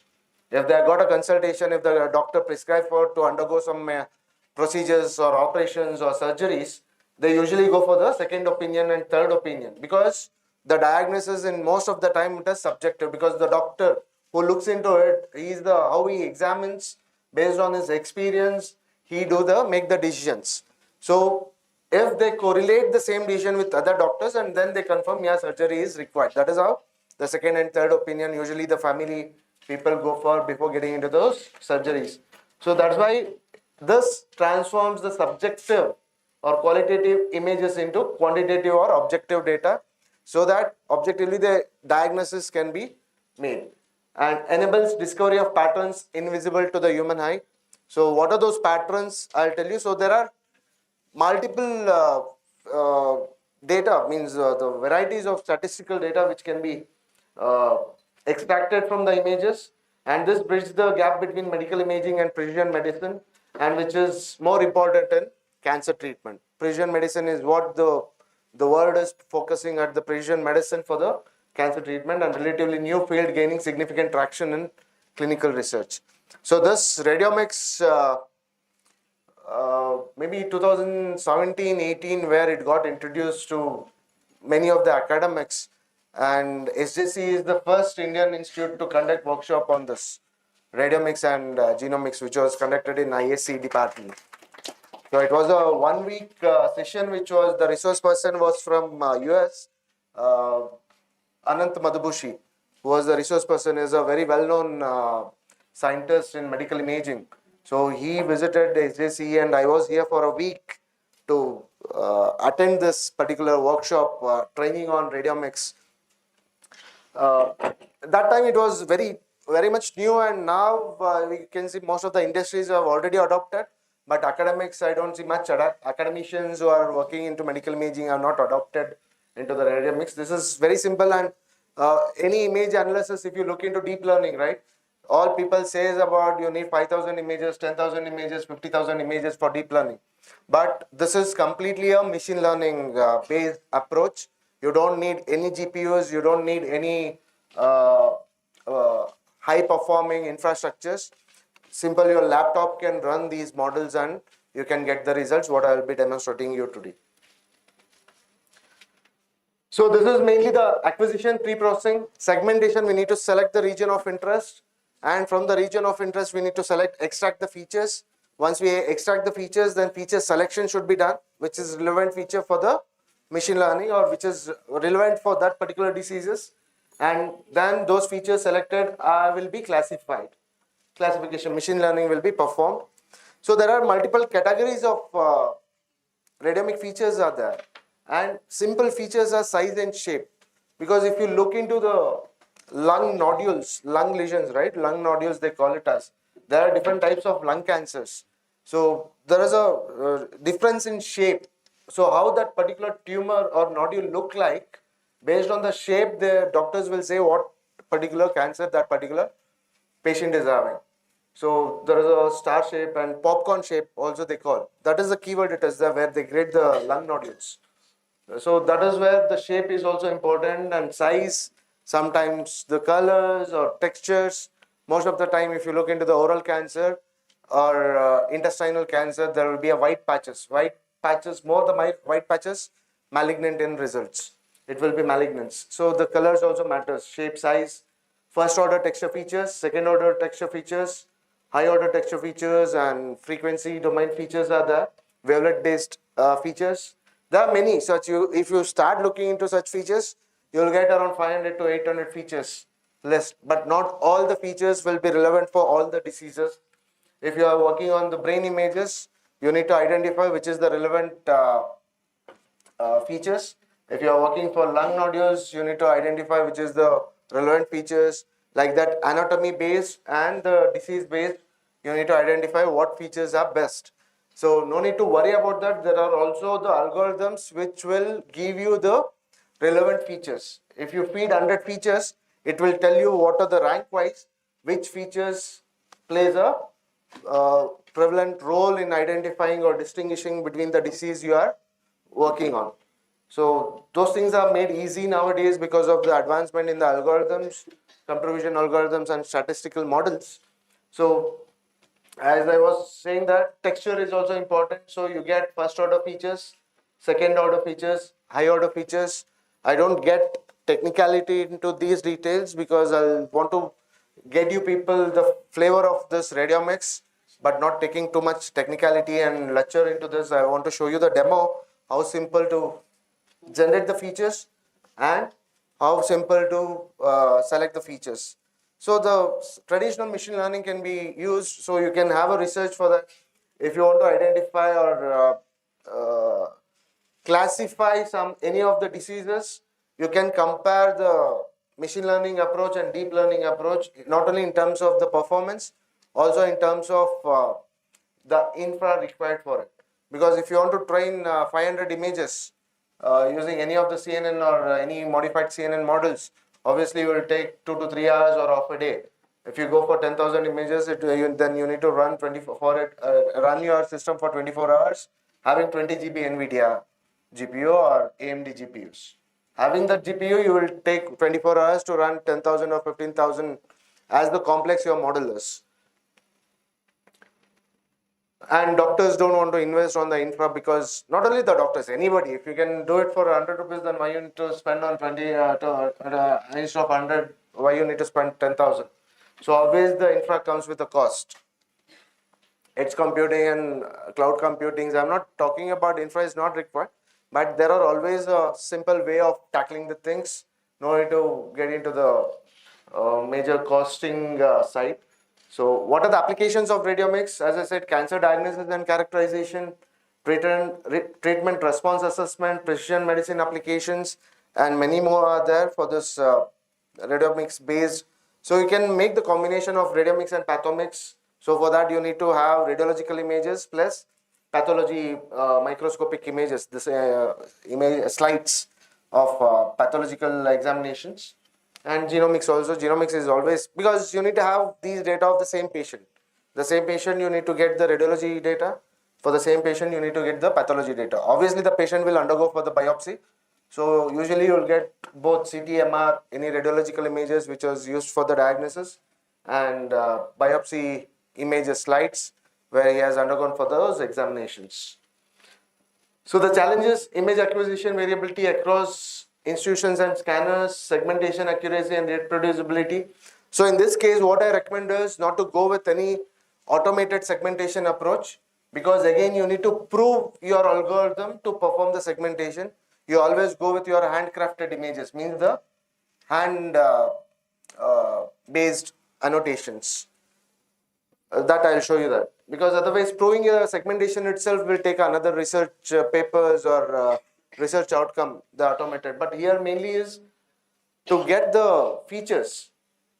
And the challenges here again: standardization of protocols and feature definitions, integration into clinical workflow. This is more when you want to validate the things, but not as a part of the research, but as a part of a product development. Yes, those challenges are there. And these are a few trends. As I said, radiogenomics, linking imaging features with genomic data, federated learning for multi-institutional collaborations. Federated learning means having the data within the organization, but you run your model onto the platform. Again, the Intel have this OpenVINO platform which supports the federated learning. I think that might be the open source where you can try OpenVINO. OpenFL, sorry, not OpenVINO, OpenFL, Open Federated Learning by Intel. Impact of radiology for workflow, AI-powered decision support systems, automated triage and prioritization, potential for improved patient outcomes and precision medicine, and many other.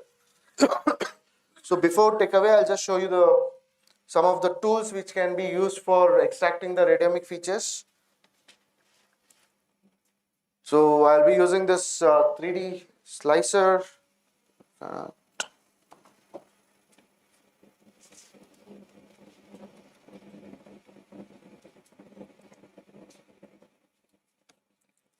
Display.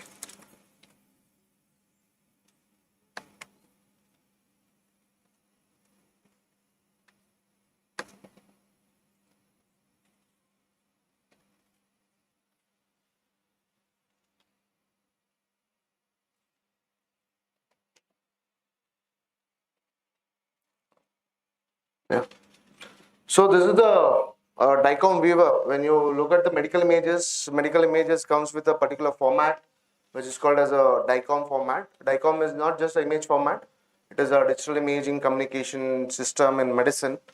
So this is a MRI images. When you talk about CT and MR, it is a tomographic images which shows you the internal structure of the human body. This is the brain images. You can see, which is already clean data. It is okay.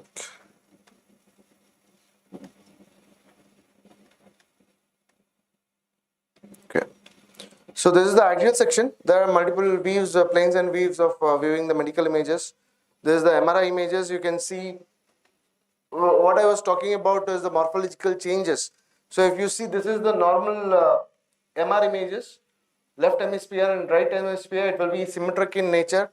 If there is any change in the symmetry, again, that is the morphological changes. Doctor will suspect some changes in some abnormalities in the body. And here you can see, here some white patches, what you are looking into, that is again some morphological changes. You can say some spherical regions around in that.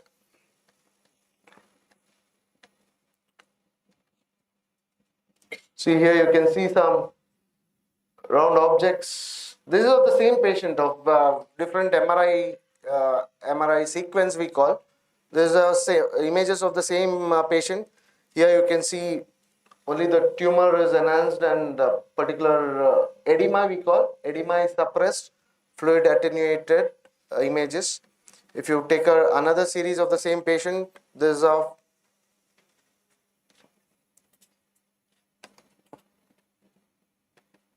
okay,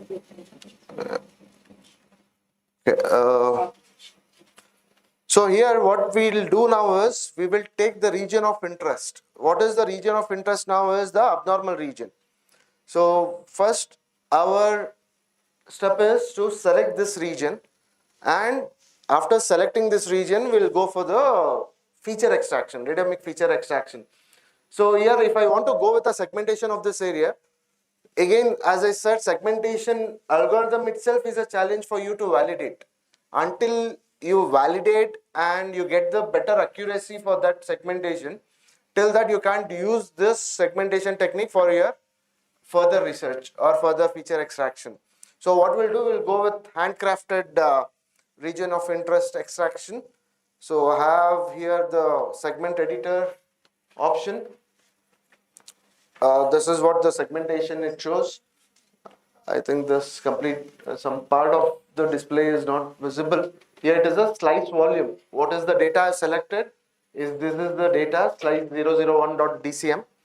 So for this data, I'll choose the segment region. So now I have chosen this. I have an option to choose the colors also. If I am selecting multiple regions in a same frame, then I'll choose different color. Now what I've taken is green color. Similarly, I can keep on adding it. If I keep adding, I'll get multiple segments to get it from the same image. So the person is having multiple tumors. There is a chances where multiple tumors are present. So here I'll just go with the first segment. Handcrafting, here you have the option. It is just your paint application, what you have in your Windows Paint.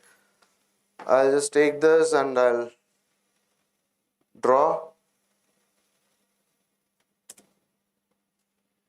Is it done right? So I don't want any segmentation technique to do here, because again doing this is also a challenge, because not engineer can do this. Engineer should build that skill to identify the abnormality and do this. Actually for this we need imaging technicians or doctors, radiologists to do this. So again that is another challenge, I'll point it out. Now drawing it again, it will take some time. I want to automate that. So I have level tracing option here. Level tracing I'll select. I don't want to draw, I'll just keep my slice there. It will automatically put the boundary. I'll just click enter here. So if I keep moving the slice, so that boundary will remain same. It is just like a region growing technique, where you keep, it will get the homogeneity of the pixels and draw the boundary of the similar pixel type. So this one, I just choose these regions. When it goes outside the boundary, then I'll just replace the cursor again. You can do it for all the slices. So if you see two objects here, right? Now you can see it has been made into two. I'll just take it as a one, another, and this is as a separate. I don't want to take other normal region, or because you need to choose the region so that that region tissue is taken for the biopsy. Got it? Whatever the biopsy is taken, so that level of region, because obviously reaching out many times, reaching for a intestinal tumor is not possible always, and reaching to the deep brain tissues is also not possible. In many cases, taking biopsy itself is a challenge, where the doctor can't reach. Also the not a proximal, if the proximity is different in the lungs, they're also reaching inside the lung. If it is at the proximal, they will just put a hole from the chest and they will extract the tissue. But if it is inside the lung, reaching there is again a challenge. If possible, through bronchoscopy they can do. If not, that's also not possible. In that cases, this imaging based biopsy will always help, because intestine, only the upper GI and colonoscopy for the one part of the intestine can be done. Not for the large intestine, the endoscopy can be performed. The pill is the pill based endoscopy, but still it is a challenge only. So in such cases, we do this segmentation, and now if we have done, now we have chosen the region of interest. There is a plugin called Radiomix.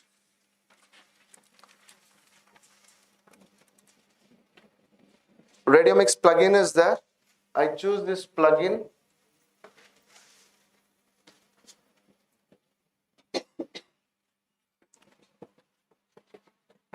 So now this particular Radiomix module window is showing here.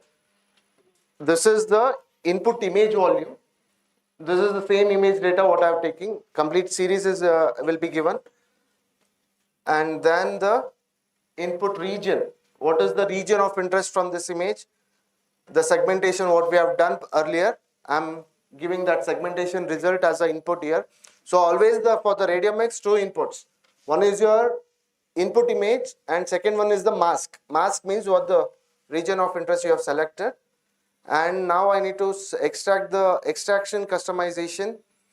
Feature classes are there. Here the list of features. First order, GLCM, GLDM, that is the first order, second order shape and size based. I'll select all features. And here I have an option, not able to see. This is wavelet based features. I'll select wavelet based features also. And enforce symmetrical GLCM, yes. And output will be generated in a table. I'll create a new table and I'll apply.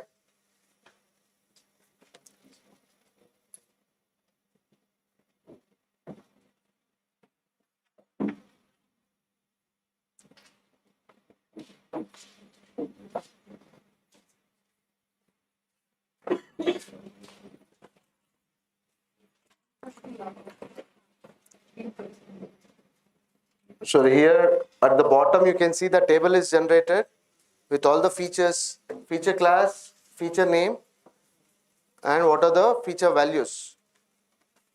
You can see I can't enlarge the screen. You can see what is the feature name is. Last column is what is the feature name. So you can see the feature name, energy, entropy, interquartile range, kurtosis, maximum, mean, median. So you will have around hundreds of thousands of features you can extract. Once you have these features, right, now you need to prepare your data. Now you have feature for one data. Similarly, you will go for 100 patient data. When you have that, you can prepare your sample data. What I have, I'll show you. This is how for one patient, the data will be seen as. So here what I have is 130 features and those feature values. Some features are in decimals, some features are in micro and milli values. Negative values, don't worry about the range of the values, only you need to extract this features now and then give it a try to the features. So downloads glioma have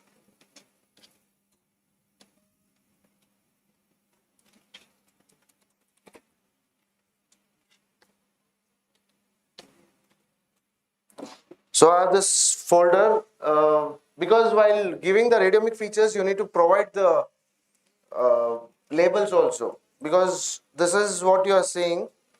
How many columns are there? Just for your glance, I'll just extract this. What is the count of means how many features I have extracted, and you can see how many features will give you a relevancy. So it is just showing 640. So 640 columns are there, and here what I'm doing is it for the mutation. So this use case identify the person having a glioma. Low grade glioma is the brain tumor, one of the type of brain tumor. If that patient is having some deletion of the chromosome, because that chromosome, that results will get to know only by biopsy, but based on the imaging, 1q, 1p, some chromosome is there, I'll let you know. So deletion of that chromosome will matters in how the patient responds to the treatment. Having that particular tumor, low grade glioma, and if not deleted, chromosome, presence of chromosomes or absence of chromosome affect in the treatment response of that particular patient. So based on that, the doctors will decide what treatment should be given for that particular patient. The treatment can be a therapies, radiotherapy, chemotherapies, or any other medications, precision medicines. There is a lot of decisions for one particular patient, tumor, cancer patient. There is the tumor board.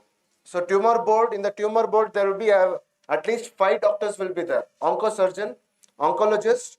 If the patient is having the kidney tumor, then the urologist. If it is a brain, then the neurologist, and liver function, nephrologist. All those set of doctors sit and decide what treatment that patient should have. There is no standard treatment for all the cancer and for all the patient. Every patient, every cancer is a will have that. That is why it is called precision medicine and personalizing that medicine treatment for that particular patient. So hence they do a lot of things, and in that this mutation is also important. Just presence and absence of that particular one chromosome for that particular patient. So how he responds to the treatment. If based on this, they will plan for further treatment. So now all this radiomic, one row represents for one patient data and 0 is a negative. There is a deletion. 1 means is a positive, is a presence. 0 and 1, because here the labels for radiomics for training, we won't give it in the alphabets like yes or no. So if we have 5 categories, then we will give 0, 1, 2, 3, 4, 5. If it is multi-class classification, if you want to do. So this label is important while training the data. You feed all the features and you talk about which data is 0, which data is 1. Means you are bucketizing your data. So bucket 1 means bucket 0 is all class A. Bucket 2 is class B. Class A means squamous cell carcinoma. Class B can be adenocarcinoma. Like the different cancers, different numbers you can give for the classification. So now I have this, and I'll take just 2 minutes to run this program. It doesn't take much time because I'm feeding all the radiomic features. What I have it in my Excel now. All these 640 features I'm giving. Out of these, only 2 features are relevant for this particular data set. It will show you what are the relevant data set for this. So I'll just read. I won't take you through the code. I'm using 3 models here, machine learning models. And here I'm having the training data 641 columns and 105 patients. 105 rows I have extrained, and for testing I'm having 45 data of 641 columns. Columns are the features, rows are the number of patients. So now this is the categorical columns are 29.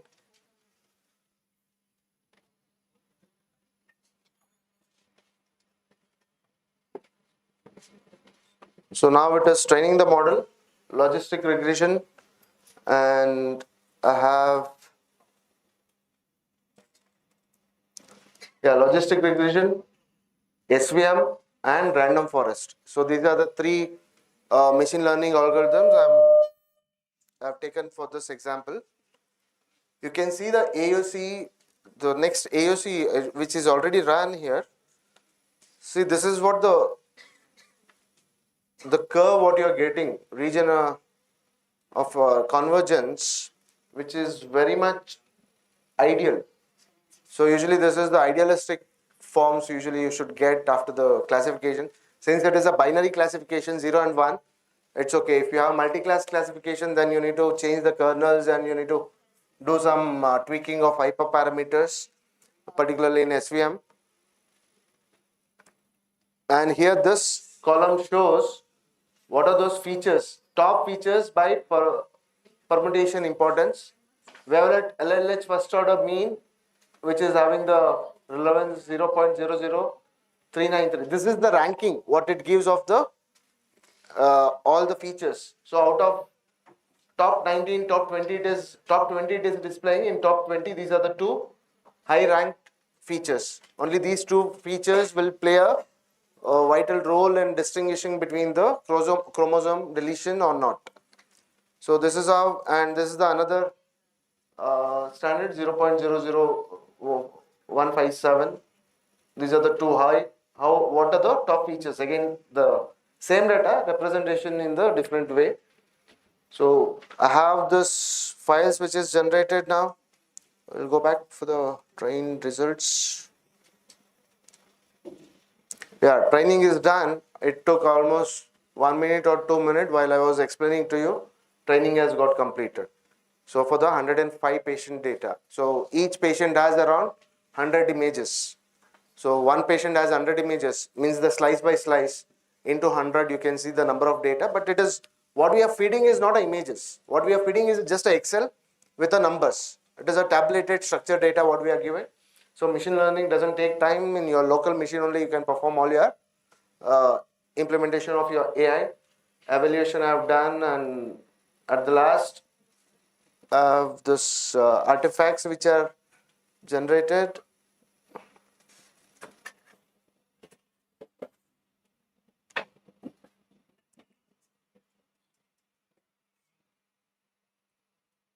These are the metrics, the best model which has given the 86%,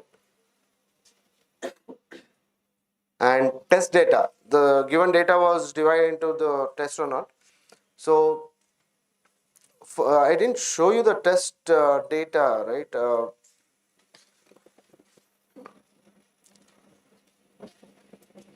Usually while giving for the test,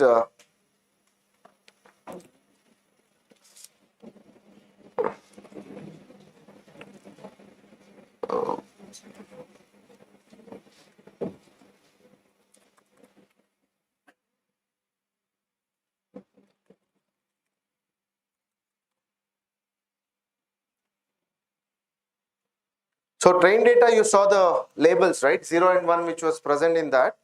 But when you look into the test data, 45 data, we don't have those labels here. So for testing the data, we won't give. It is just like testing how the test is, exams and tests are performed. While training, we train along with the answers. While test, we don't give them the answer. We want to check how the model will generate the answers for it. So for that, the same Excel, now I have generated with this particular code, artifacts. If I test predictions, if I go, the same data set, you can see with the labels.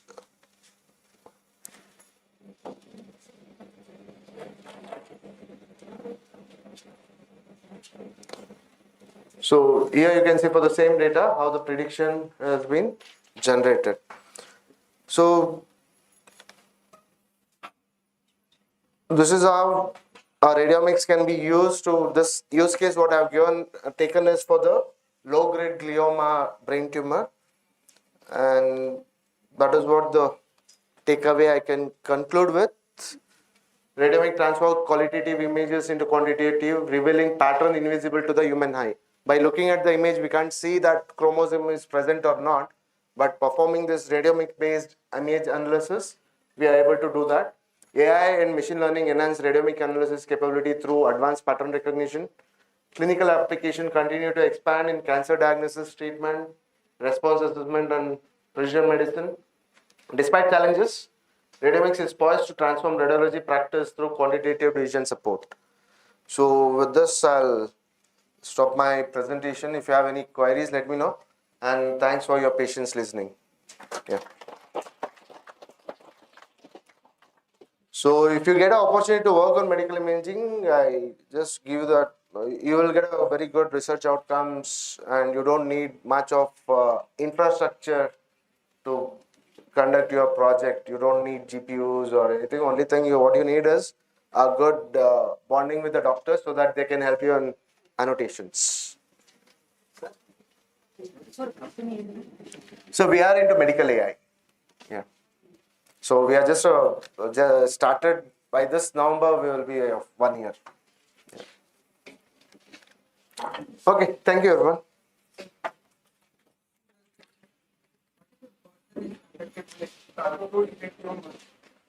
That's what you can do it. Analyze as per the because there is always not the same tumors in both. There is a multiple. There are some diseases there where in brain you will get. Otherwise, it always is a primary tumor and secondary tumor. primary tumor will be in the liver, secondary will be in the brain, something like that, where the cancer will invade into another organs in the case of malignancies. So obviously both two will be of two different, and bone cancer also will spread into lungs. So wherever your blood flows, right, along with that, this blood and lymphatic nodes, there are different means of invading into another organ. So always there is a primary tumors and secondary tumors. In that case, I said you're right, you can create a multiple labels. So each label will represent one type of tumor. So you can use it separately for training. So this virtual biopsy is the outcome is same as the normal physical biopsy. Yes, most of the time. That is what the research we need to conduct. We need to conduct that and clinically validate. So obviously now the global, the ground truth or global standard is biopsy only. It's not easy to replace biopsy as of now, but many people are adopting to AI so that in near future the medical fraternity can also agree with this and they can accept this, because in many cases biopsy can't be performed in the large intestine, in the deep brain. Clinical trials are 100%. Yes. So in these cases this can help in performing virtual biopsy on the region of interest. Yeah. Okay. Any other questions, guys? Over there, participants? No. No questions? Yeah, good.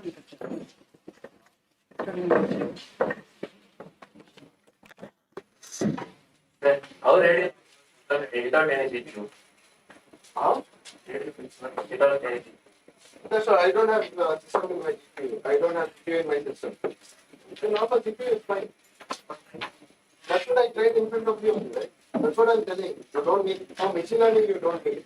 When you talked about deep learning, right? For CNN, obviously you need a GPU based system, 16 GB, 32 GB, 128 GB based processors. So for machine learning, what is the size of the Excel what I'm showing? It has UMB. So it looks into the data what you are giving. I'm not feeding my medical images. I'm just feeding the features extracted in a Excel form. Excel is having a minimum size, right? So for that, if you or any other infra is not, I just trained in front of you while explaining. The training was completed with 3 models. I used SVM, Data Forest, and so all 3 have transferred which is nominated. That's fine. You go with 50. Now, 4GB system is there.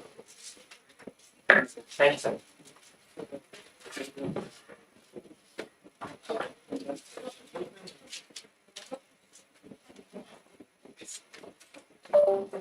So anybody Any more interested in these questions? areas, you can feel free to contact me anytime. No more questions? Shall we close the session then? Thank you, sir. Thank you, sir, for delivering the plenary lecture on a part of our international conference on emerging technologies in electronics and green energy. Thank you, sir. Thank you. We are waiting to see you in the panel discussion also, sir. Sure. So I didn't talk much about the data preparation and challenges. So I kept few things for that. Yeah, sure. Thank you, sir. Yes, sir, one more announcement. Tea is ready in the pantry. You can have your tea and go and attend the sessions where the classrooms are already being shared. And I request all of you to join for the lunch in the same pantry. Once the session is over by 1:30, your lunch will be available here. And now you have, after this, at 2:30, you have the panel discussion in the IS seminar hall where we all had an inaugural session there. So after the lunch, post-lunch sessions are all scheduled in IS seminar hall. So once you have the lunch, quickly move to IS seminar hall for the panel discussion. And I request all to stay back. Okay? Including our students and the other participants for the valedictory, where we'll be announcing the best paper award in the valedictory session. Okay? Thank you.